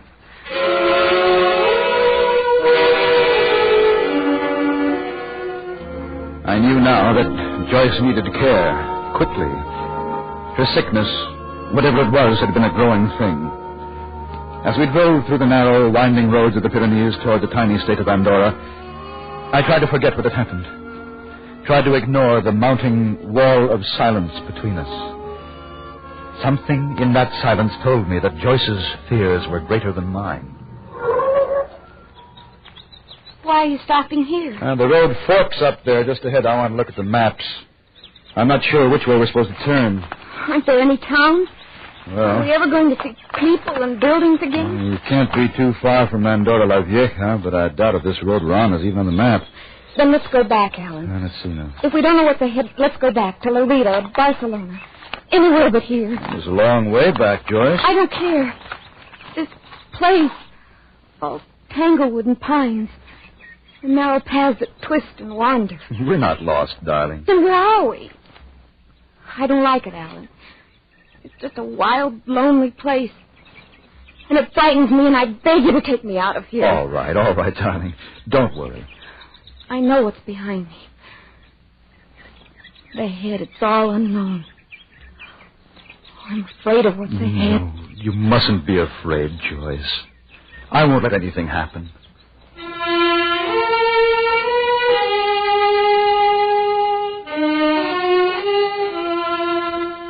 We wound steadily higher and higher through the wooded Pyrenees. We met no one and saw no one.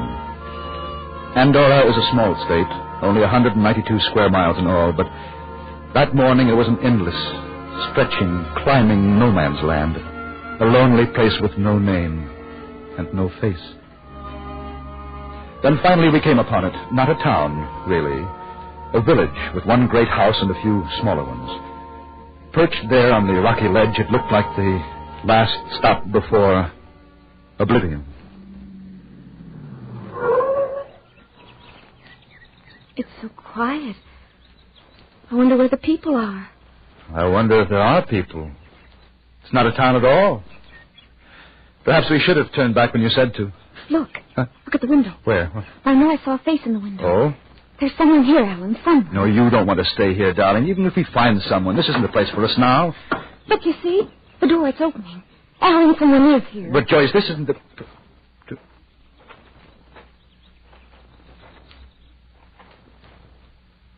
You have lost your way?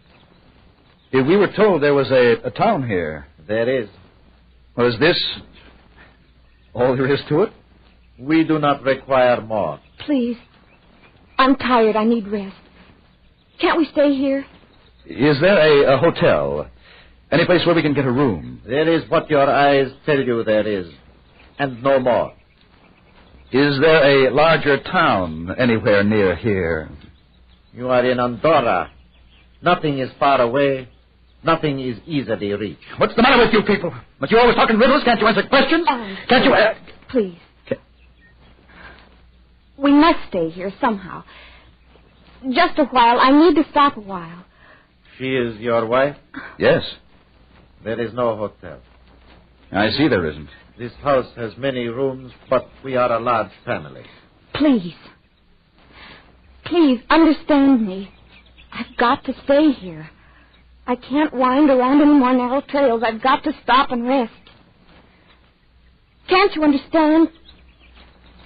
Can I make either of you understand? Darling, it's all right. We'll find a room. You'll rest. Now, you mustn't worry, Joyce. I must sleep. I must. No matter what happens, I must sleep. Can't you do something? Lady, you come. Woman!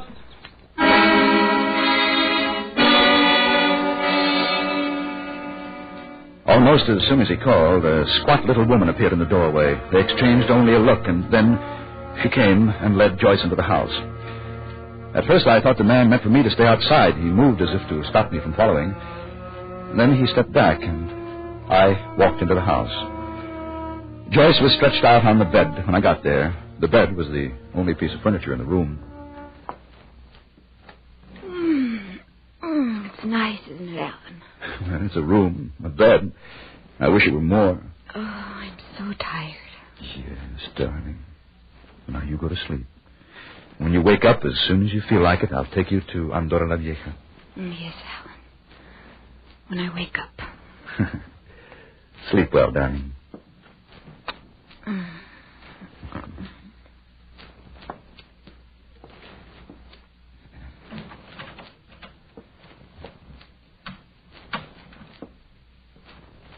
She sleep? Oh, she's very tired. The woman says she trembled. The woman says she is full of fear. I don't suppose there's a doctor anywhere around here. We have no need for doctors. My wife is ill. We have need for a doctor. You will not find one here. I know.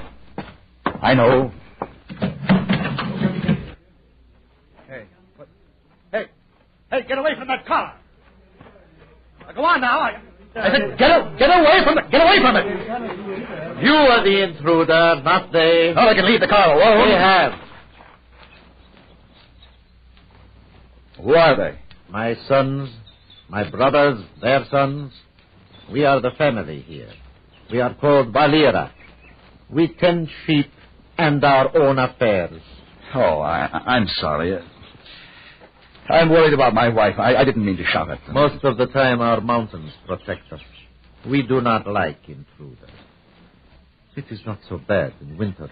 The snows fall deep into the passes, seal them, and keep the intruders out. We are not intruders. We don't want to be here. We don't mean to be here. And I promise you we won't be here long. Sometimes the intruders come to hide in our mountains, to be lost from the world.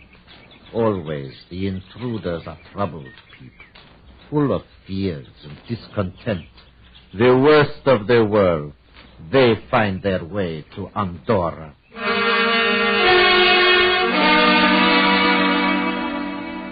I walked away from him, along the crude cobble of the village path, away from the great house and the smaller ones.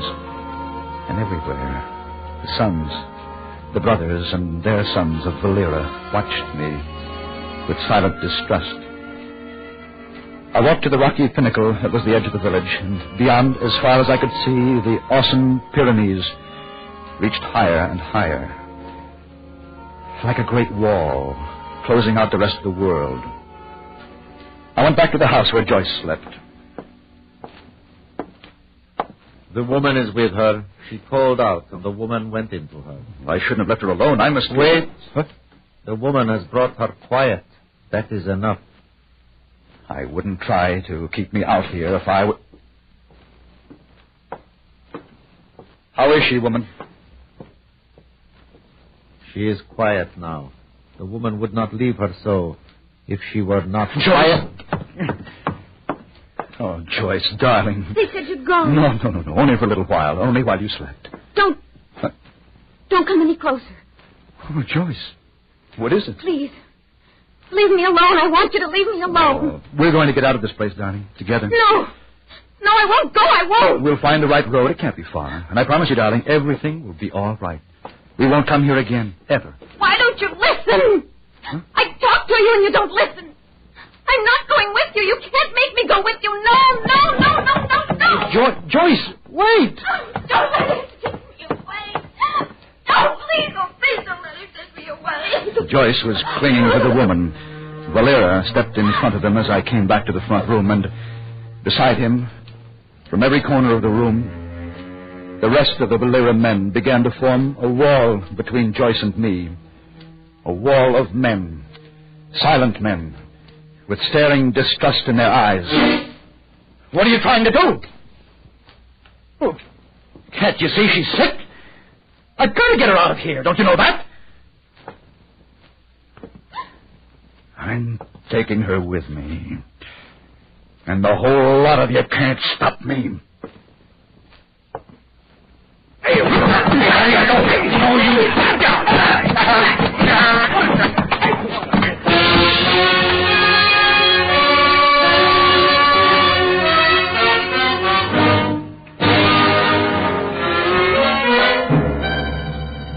You are listening to The Dark Wall, tonight's presentation of Escape.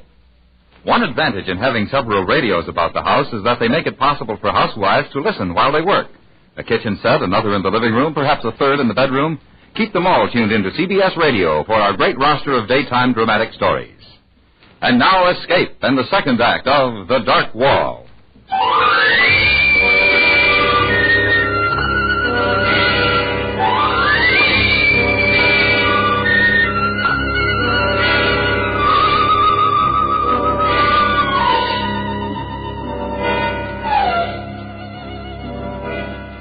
roused from a sleep that was tortured and full of pain. A bright afternoon sun shone in a haze about me, and when my vision cut through it, I saw nothing my eyes had seen before. I was in my own car, pulled to one side of a road that was wider than any I'd seen for days. And not far in the distance, I could hear the approach of other cars, but none were yet in my view. I got out, stood in the roadway. For all the stiff pain of me, it felt good to be part of the world again. But then I remembered Joyce, and the wall of Valera men, and I was lost and lonely and sick.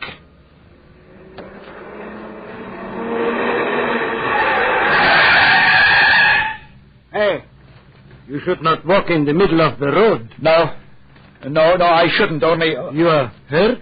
An accident? No, I'm all right. I just don't know where I am. What road is this? Oh, you're in Andorra. You know that? I know that. Then, straight ahead on this road, the direction your car is pointing. No more than 4 kilometers lies the capital, Andorra la Vieja. Straight ahead, Andorra la Vieja. I promise, I have just come through there myself. You are sure you are right? Not hurt? No, I'm much better now. Do you know this country well? Oh, well enough to drive through it quickly. My home is in Spain. You wouldn't know a village. Near here, maybe a small village where everyone is called Valera? No, I would not know it. There are many such villages in Andorra, if you can find them. I must find it. Perhaps in Andorra la Vieja? Perhaps.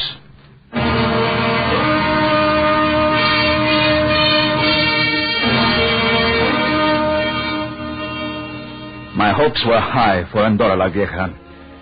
There would be answers for all my questions. There would be concern and help and interest. I told myself these things to keep my mind from filling itself with Joyce, to keep the pain quiet. Some corner of my mind held the memory of all that had happened in the house of Valera. I could not be sure I wanted to remember. I do not see why you have come here, to me. I didn't know any place else to go. I need so much help, I thought surely the police could do something. There has been a crime? No, my wife is ill. Very ill. She's with strange people in a strange village. I've got to find help for her and go back there. Then why do you not do this? Why do you bother me? I told you... Will you try to understand me? I don't know where the village is. I don't think it's far away, but I don't know where it is. It has a name, the village? I don't know that. The people there are called Valera. There is a river called Valera. No, I saw no river, no, not there. It was high, on a rocky crest of a mountain, just a few houses. You must know where it is. You were there? Yes, this morning. Then you must know where it is. No, I don't. I don't have any idea where it is. But you were there this morning. Now you are here. Look, I don't know how I got there. Can I make you understand that? I think none of this is important. Well, it's all important to me. My wife is ill. She needs care. You tell me that.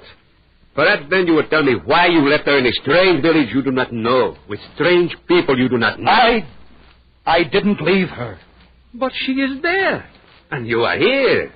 Oh, you won't even try to help me. Help you? Help you what? Find a town where you have been, and I have never been? All right. All right. I can't talk anymore. There is a hotel across the plaza. You will find other intruders there. Among them, a doctor. I wasn't sure I'd heard him clearly, but there were no questions left in me. I stumbled out into the glaring sunlight again, steadied myself against a pillar, and when I could make out the hotel across the plaza, I walked there, held together, I know, by the thin strand of hope that I would find the doctor and there would be help for Joyce. Here, drink it, Don. Oh, hey, whiskey? It's good whiskey. You need it. Oh, good. Yeah, it helps. But you do understand, Doctor, I have not come about me. Your wife, I know, I understand that. Oh, I'm glad someone does. You think the priest can help us? You think he'll be able to find the village? Well, the padre will direct us there if anyone can. Meanwhile, there's time. Now, tell me about your wife as much as you can, as much as you know of her illness. Well, I've called it illness. I suppose it's that. Fear. Unreasonable fear is an illness, isn't it? Oh, indeed it is, yes. Has she known these fears long? I don't know. We've been married less than a month. I knew her only a short time before that. No, it was all pretty sudden. She was alone, I was alone, and then we were together. Did you, happy together? Oh, yes. Very happy. Very much in love. Until this strangeness came over her. Yes, that's right. May I? Oh, please do help yourself. Thank you. How was it you described the difference in her, the difference in your relationship? Like a wall, a mounting wall of silence. Uh-huh. And in this silent time of hers, she is much different? Not at all like the girl you married? She doesn't even look like herself. Her lovely, gentle face contorts into a wild thing, like she was an animal. Oh, it's ugly, Doctor, and so real. I couldn't imagine that, could I? No, I don't believe you could. She was like that early this morning when she tried to kill you? She kept saying that she had to kill me, that she wanted to kill me. And all the while she was so frightened. So very frightened. But do you know what frightened her? Do you know any reason why she should want to kill you? Well, I thought she must be afraid of me. She'd have no reason to be, but I thought that must be it. I asked her, and she said, "It isn't you. I love you."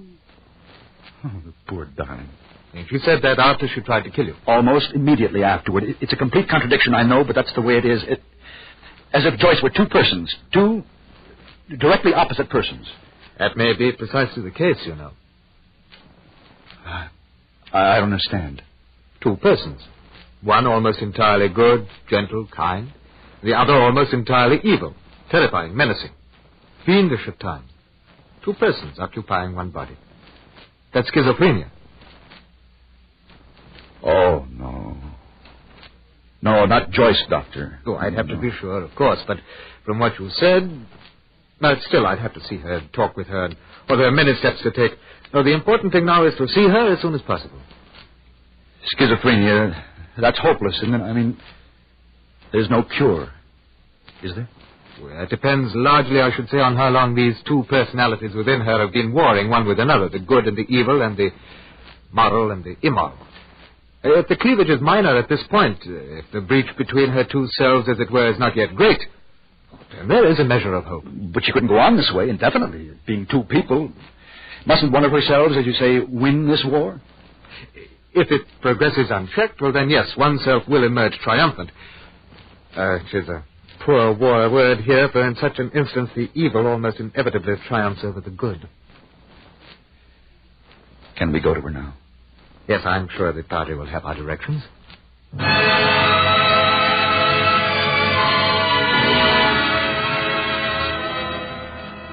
The priest's directions were perfect.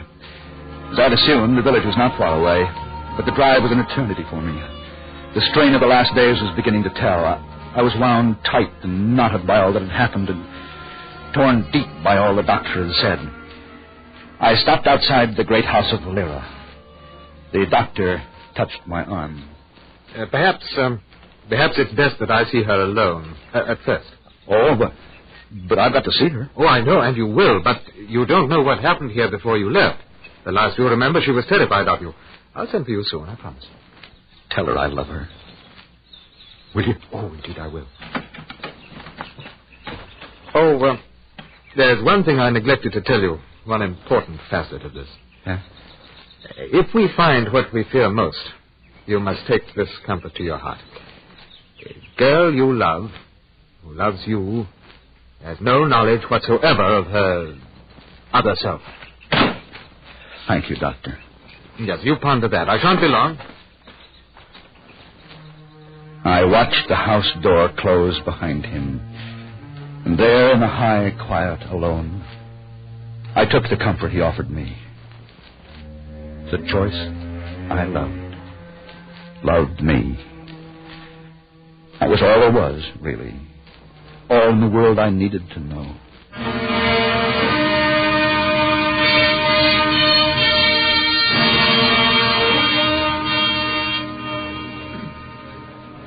You will not go in there.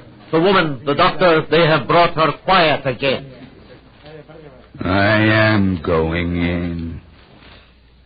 I will kill any or all of you who stand in the way. Move. Move! There. Anyone else want his head bashed in? Good. We'll make a real mess of things, won't we? Come on. I like to crack skulls. What's the matter? Come on. Keep me from that door. Make one little move and I'll tear you loose. Men of honor, I see.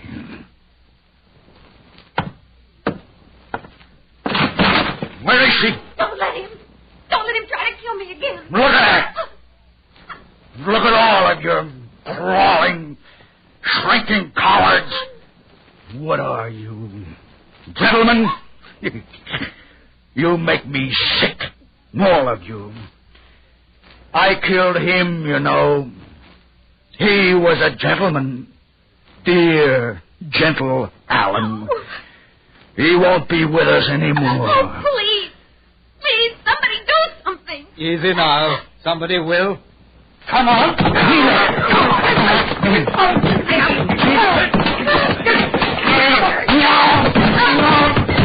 No, no. Alan.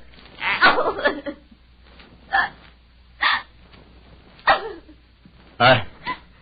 I'll tell you, Joyce, what I told him. And you must take this comfort to your heart. Alan, the man you loved you very much. He didn't know this other self ever existed. There were faces all around me. A wall of faces. Senseless, staring faces. And beyond them, a strange girl wept softly. All strangers. Strangers staring at me. And I stared back at the wall.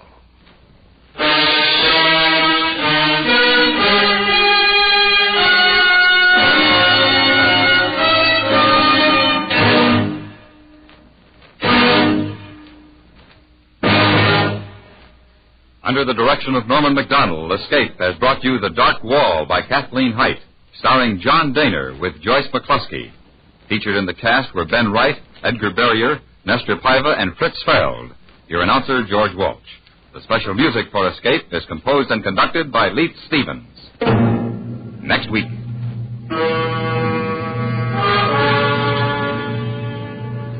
You are in a farmhouse on the southern coast of England.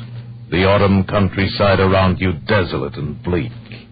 And you know that in the dusk outside, waiting patiently for you, silently watching for you, is an enemy from whom there may be no escape.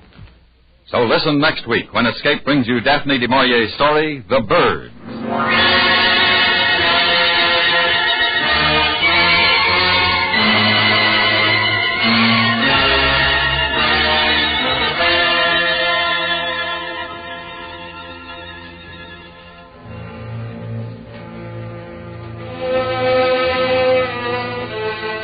A reminder for drama and adventure fans, two of CBS Radio's best-known thrillers, Gangbusters and Gunsmoke, both heard Saturday nights, will be moving to Monday evenings on most of these same stations after this Saturday's performances.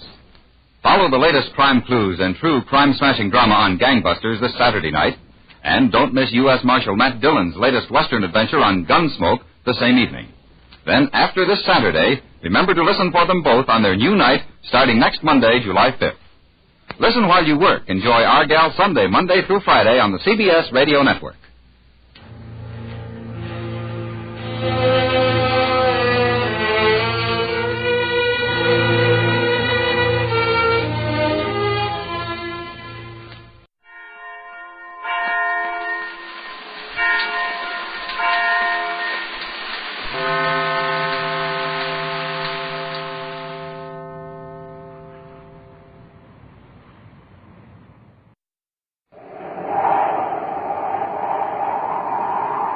Wheat Chex, Rice Chex, and Good Hot Ralston present Space Patrol!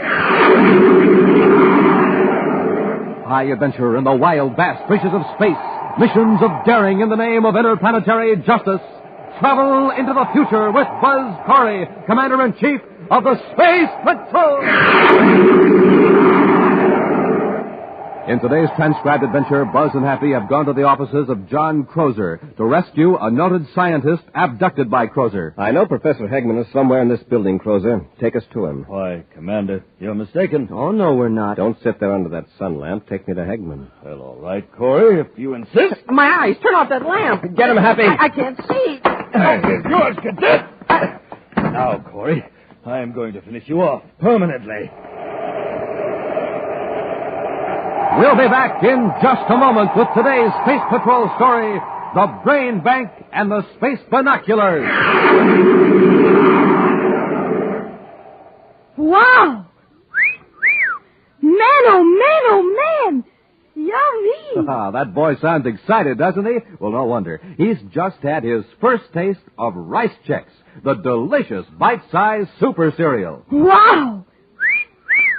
Man, oh man, oh man!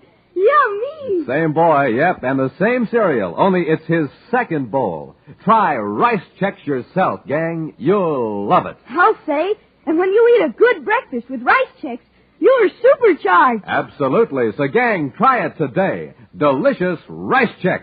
And, hey, today's the day for the biggest news ever announced on Space Patrol. So stand by, and I mean with pencil and paper, for the most sensational message you ever heard on Space Patrol.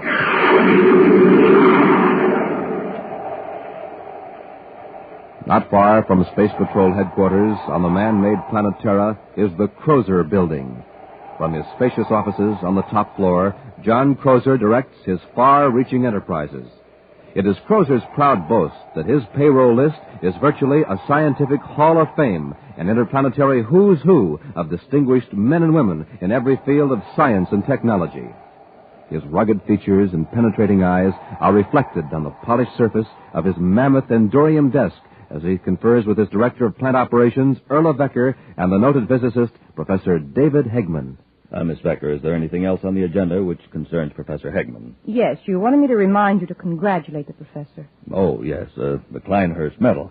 I understand you're to receive it at a banquet this evening.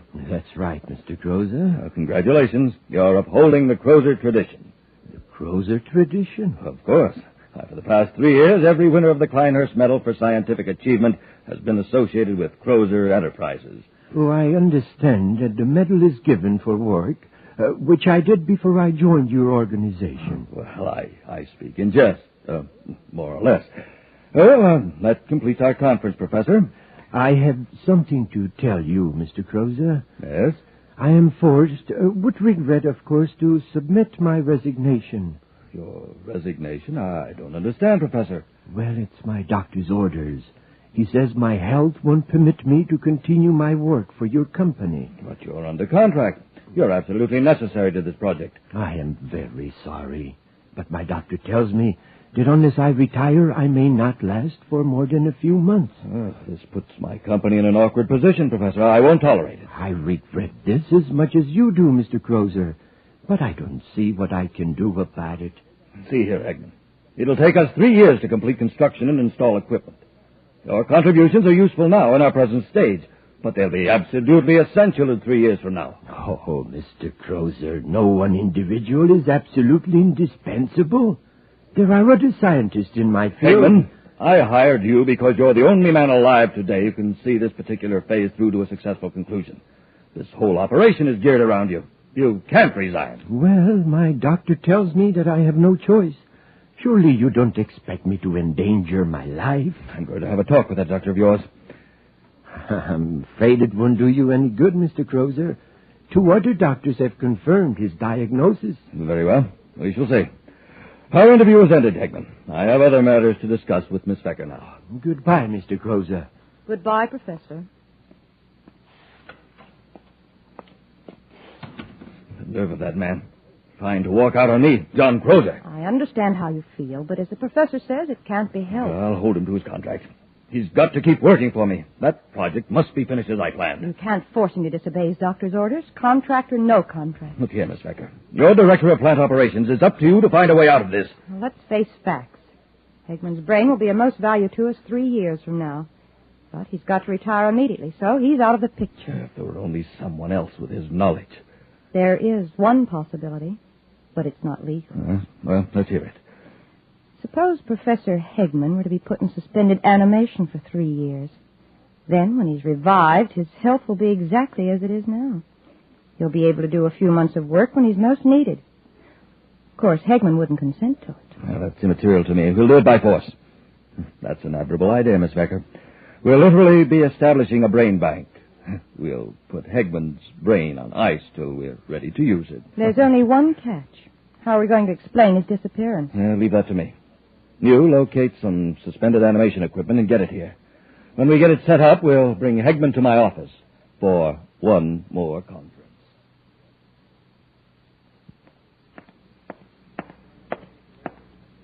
Well, nobody seems to know where the professor is, Commander. I've even checked with his doctor. I've just phoned Crozer. He hasn't seen him either. Well, maybe the professor forgot about his appointment with you. He could be out with friends celebrating. After all, he's just received the Kleinhurst Medal. I doubt that he'd forget the appointment, Happy. He seemed very anxious to talk to me. You knew, didn't you, that the professor has to retire? No. Why, sir? His doctor warned him that he can't keep up the pace. Oh, by the way, there's something I've been wanting to show you. Here. Have a look at this new Space Patrol equipment. Binoculars? Yes. Not just ordinary binoculars, Happy. They're space binoculars. Can I try them out, sir? Sure, they're yours. Gee, they've got a band on them so you don't have to hold on to them. Yeah, the band fastens them around your head. Right, it leaves your hands free. Now take a look over the city with them, Happy. I'll take the polarization off the windows. Wow, these are great, sir. Why, I can even read a small sign on the space terminal building.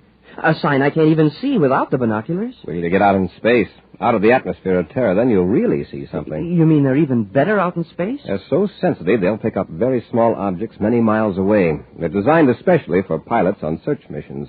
Within a planet's atmosphere, they're good 4-power binoculars. Wow. Hey, look, there's some people walking 5 blocks away, and it looks as though I could almost reach right out and touch them. Hey, from what you say, Commander, I'd sure like to take a look through them out in space. Mr. Crozer, this is the most outrageous thing I have ever heard. I refuse to let you do it. Professor, I'm afraid there's nothing you can do about it. Don't you know that even if I gave you my consent, it is still illegal for private persons to use the suspended animation process? Now, if you'll unlock the door, Crozer, I'll leave. Hegman, my friend, you're not leaving. Miss Becker, we might as well get started with the process. Give him the preliminary injection. All right, Mr. Crozer. Get away from me.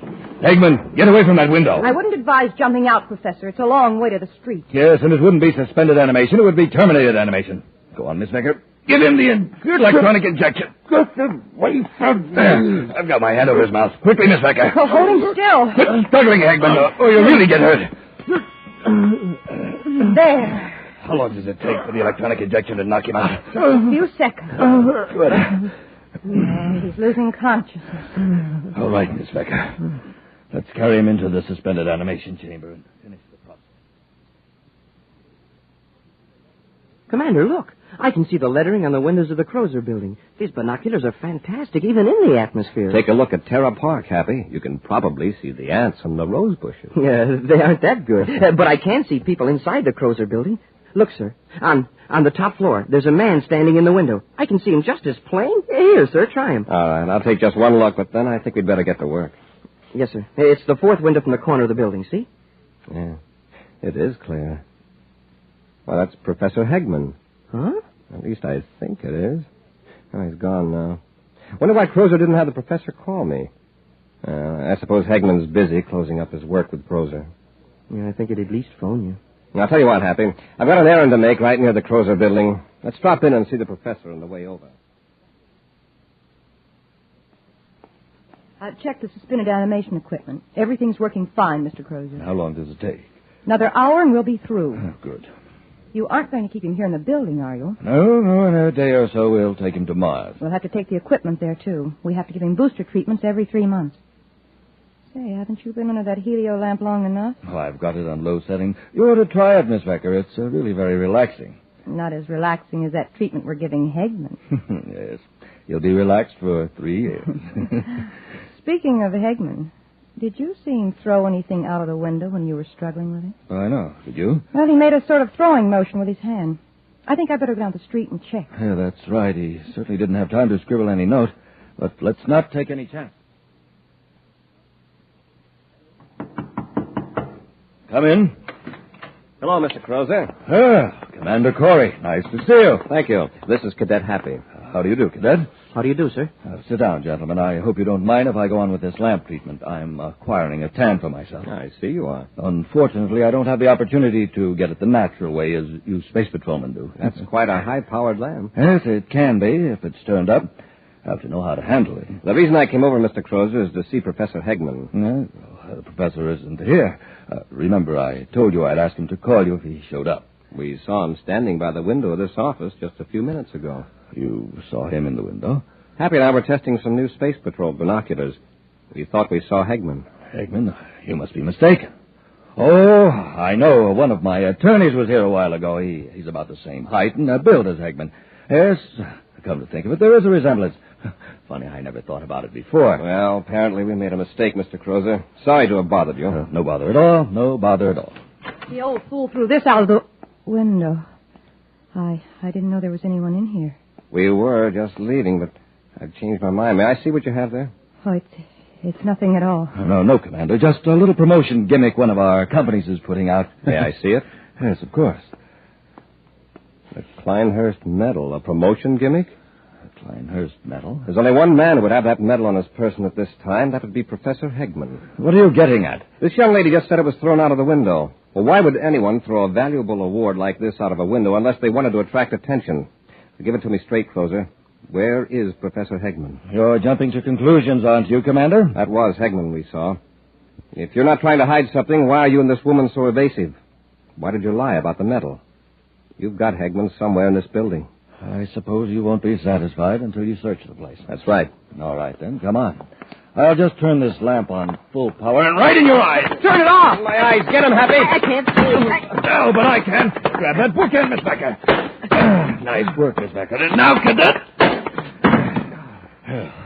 That'll hold them for a while. It was a smart trick, Mr. Crozer, shining that helio sun lamp in their eyes. I had to do something after that faux pas you pulled. Oh, I'm sorry. I didn't know they were here. I've got to move fast.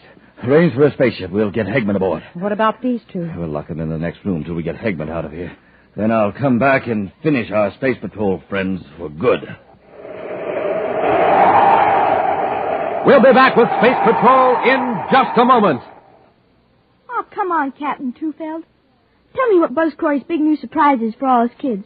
Won't you, huh? No, I can't tell you. Please? No, it's a secret until the end of today's program. Is it something the commander himself uses? Oh, you bet it is. It's official Space Patrol equipment. Can't you really tell me what it is? Nope, it's a secret.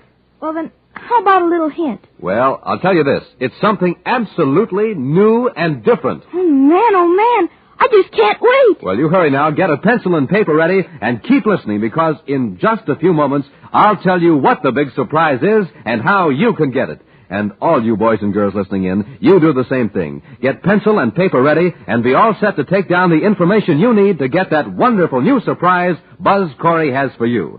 So long for now. See you at the end of today's program when I'll tell you all about the biggest, the swellest, the most exciting value ever offered on Space Patrol.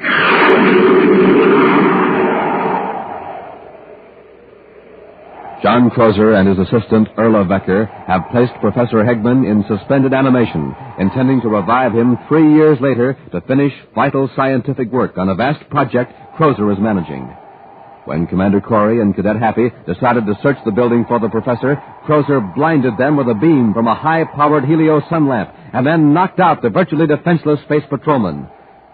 Buzz and Happy have just regained consciousness and their vision and find themselves locked in a room.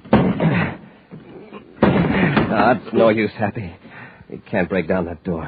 We must be in the Crozer building, judging by the view from the window. Yeah, on the top floor. And Crozer's probably miles away by now with the professor. I doubt it. He wouldn't go away without being sure we'd never be able to report him. He'll be back. And then I've got a feeling we'd better get out of here before he returns. Let's take a look out the window.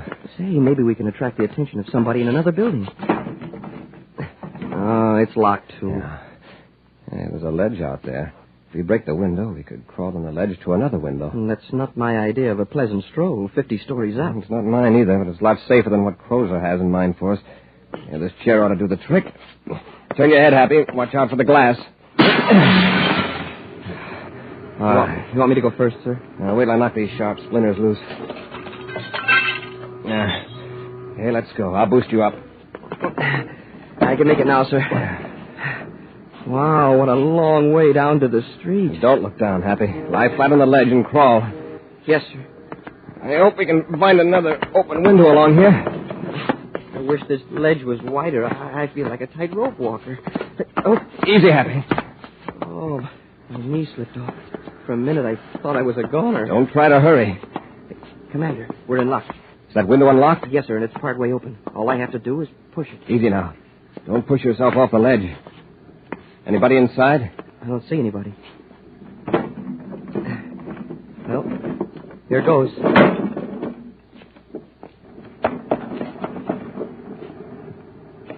Nobody in here, sir. Watch the door.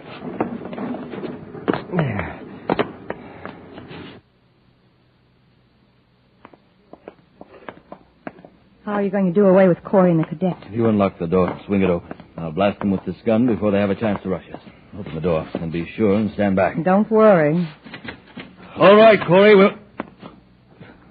Go on. Go on. This room's empty. Look at the window. Well, they couldn't have climbed down the side of the building. They certainly wouldn't jump. The ledge. They used the ledge. By now they've probably given an alarm. This whole building will be swarming with space patrolmen soon. Well, what'll we do? We've got to get out of here. We'll have to forget about the equipment. We've got to get to the spaceport and blast off right away. Hurry, Orla. We haven't a second to spare.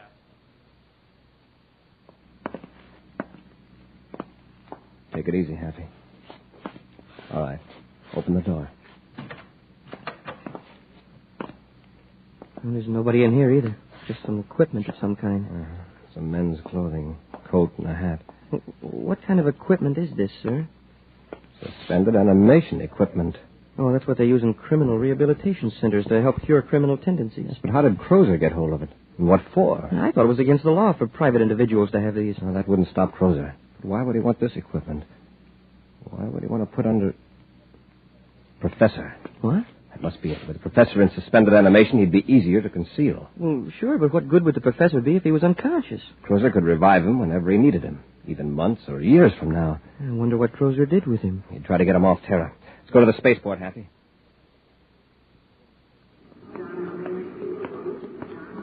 Happy, I've just checked with the space control dispatcher. There was a slip-up. Crozer blasted off. Didn't they try to stop him? The order to hold him wasn't relayed to the dispatcher in time. How long ago did Crozer blast off? About 15 minutes ago. But I've got a description of his ship. Come on, Hap, let's get aboard Terra 5. We're going after them.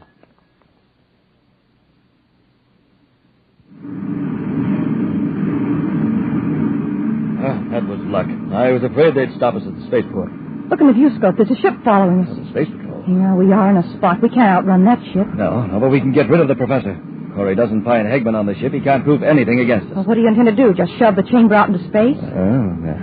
Chances are the professor will never be found. Come on, we've got to get rid of Hegman, and then we'll take our evasive action. Corey won't stand a chance of locating that box with Hegman in it.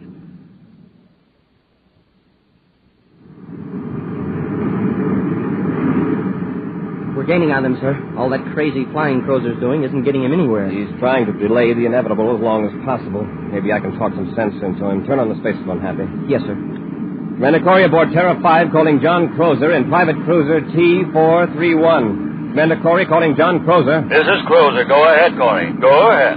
This hide-and-seek isn't getting you anywhere. It's just a matter of minutes. Play it smart and give up. You talked me into it, Corey. But at least I gave you a run for your money. What do you want me to do? We'll pull alongside and join airlocks. All right, Corey. Just a warning, Crozer. Don't try anything. Corey out.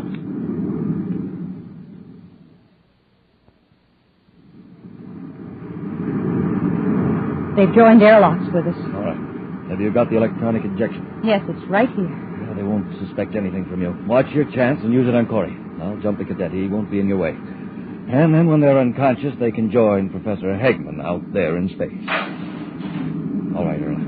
Here they are. Careful, don't make any slips.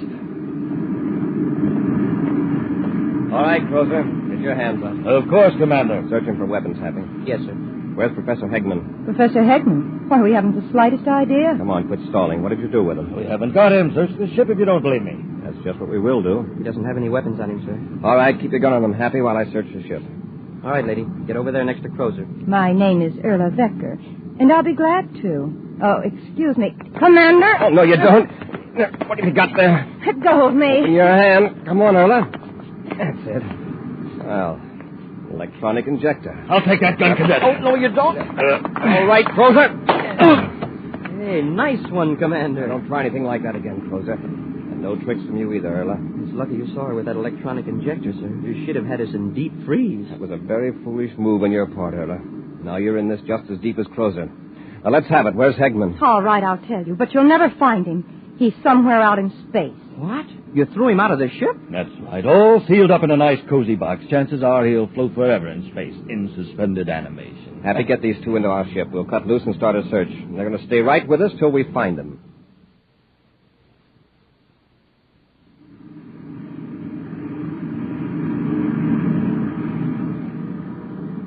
Nothing, sir. That blip turned out to be a small meteor. You're just wasting your time, Corey. That box with Hegman in it is just a speck in space. Your viewscopes won't show it unless you happen to be very close. We'll just keep looking. I've got the viewscope on full sensitivity and wide scanning, sir. I'm afraid the viewscope isn't much help. Well, here, let's try these. The space binoculars. It's a long chance, but it might work. Scan in a slow arc, Happy.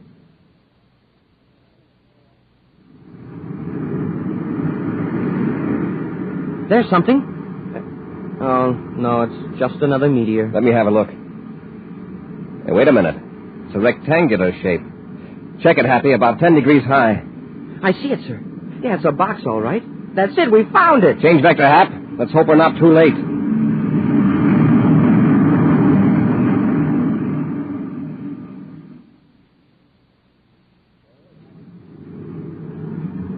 There it is, Happy. Yeah, I can see it now through the viewscope, even without the binoculars. Stand by to fire forward braking rockets. Standing by, sir. Fire rockets. Yeah, that'll stop us, Happy. All right, get the spacesuits. We'll pull the box into the ship. And Crozer, we'll just lock you and Erla in a compartment till we get the professor aboard.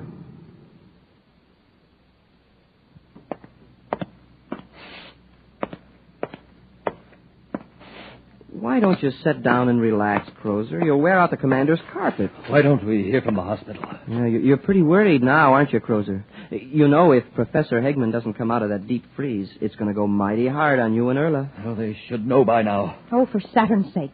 Sit down and stop that pacing. Oh, here's the commander. Crozer, look who's with him. Professor Hegman. That's right. It's certainly lucky for you two that the professor pulled through that treatment. Yes. And, Mr. Crozer, it will give me a great deal of pleasure to testify against you. And helped me with more of his work than the doctor first thought. Well, in that case, we actually did you a service, Professor.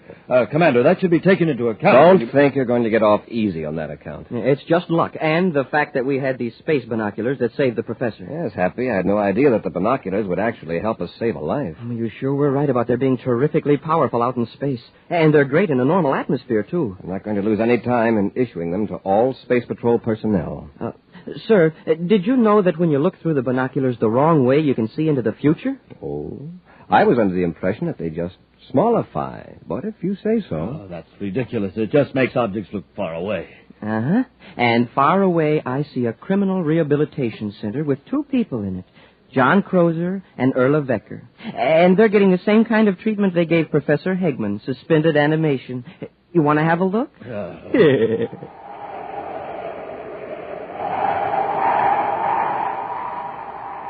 In just a moment, we'll give you an exciting preview of next week's thrill-packed Space Patrol adventure. But first, gang, oh boy, first of all, here's that big, wonderful surprise we promised you. Get your pencil and paper, get all set to go. This is the greatest value we've ever offered on Space Patrol. Commander Corey, you tell the gang what this terrific new item is. Boys and girls, our surprise for you is a pair of those wonderful new Space Patrol space binoculars. Binoculars like the ones I used today when I spied the professor floating in that box way, way off in the distance, remember? Gang, you'll be able to see way, way off in the distance with the Space Patrol binoculars you get, too. Yes, sir, these binoculars are 4 power binoculars with 4 lenses. And when you look through them, they make people, houses, buildings, cars, everything else blocks and blocks away look bigger and nearer and clearer. No adjusting necessary. The lenses are fixed focus lenses. Why, you don't even have to hold these wonderful binoculars up to your eyes. You wear them like official outer space headgear. They have a strong elastic band on them, and when you slip it over your head, it holds the binoculars in place and leaves your hands absolutely free. Makes you look like a man from Mars, because these binoculars stand out from your eyes a full 3.5 inches. That's right. These are not flimsy little celluloid goggles or a mask. These are real, full-size binoculars. Overall, they're 5 inches wide, 5 inches long, and they're made of solid plastic. Beautiful, long-lasting black solid plastic with bright red leather-like trimming that makes them look terrific. Now, don't forget, you can see way off in the distance with them. You can spot your dad coming home from work, spot the mailman coming blocks away. You can watch birds in high trees, study animals, identify people in the distance, read signs way, way off, and see airplanes way up in the sky. And when you look through the other end of your space binoculars, they do a switcheroo. They make close-up things look like they're far away from you. Yes, sir, gang. These powerful Space Patrol space binoculars are the greatest value we've ever offered on Space Patrol. To get a pair, do this. Buy a box of Instant Ralston. Then, with your name and address, send 25 cents in coin and an Instant Ralston box top to Space Patrol, Box 686, St. Louis, Missouri. This offer good only in continental USA and may be withdrawn at any time. If you don't agree that yours are absolutely tops, return them. We'll return your money. That address again is Space Patrol, Box 686, St. Louis, Missouri.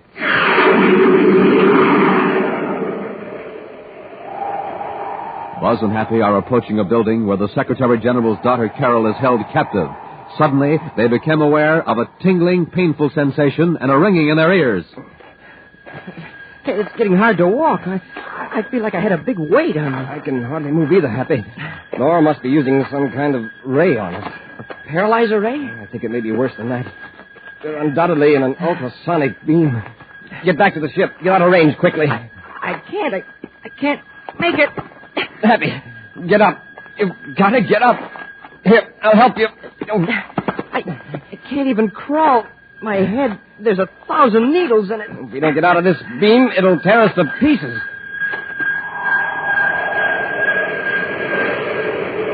Be sure to be with us next Saturday for the exciting story, The Sleepwalker, when wheat checks, rice checks, and good hot Ralston again bring you Space Patrol!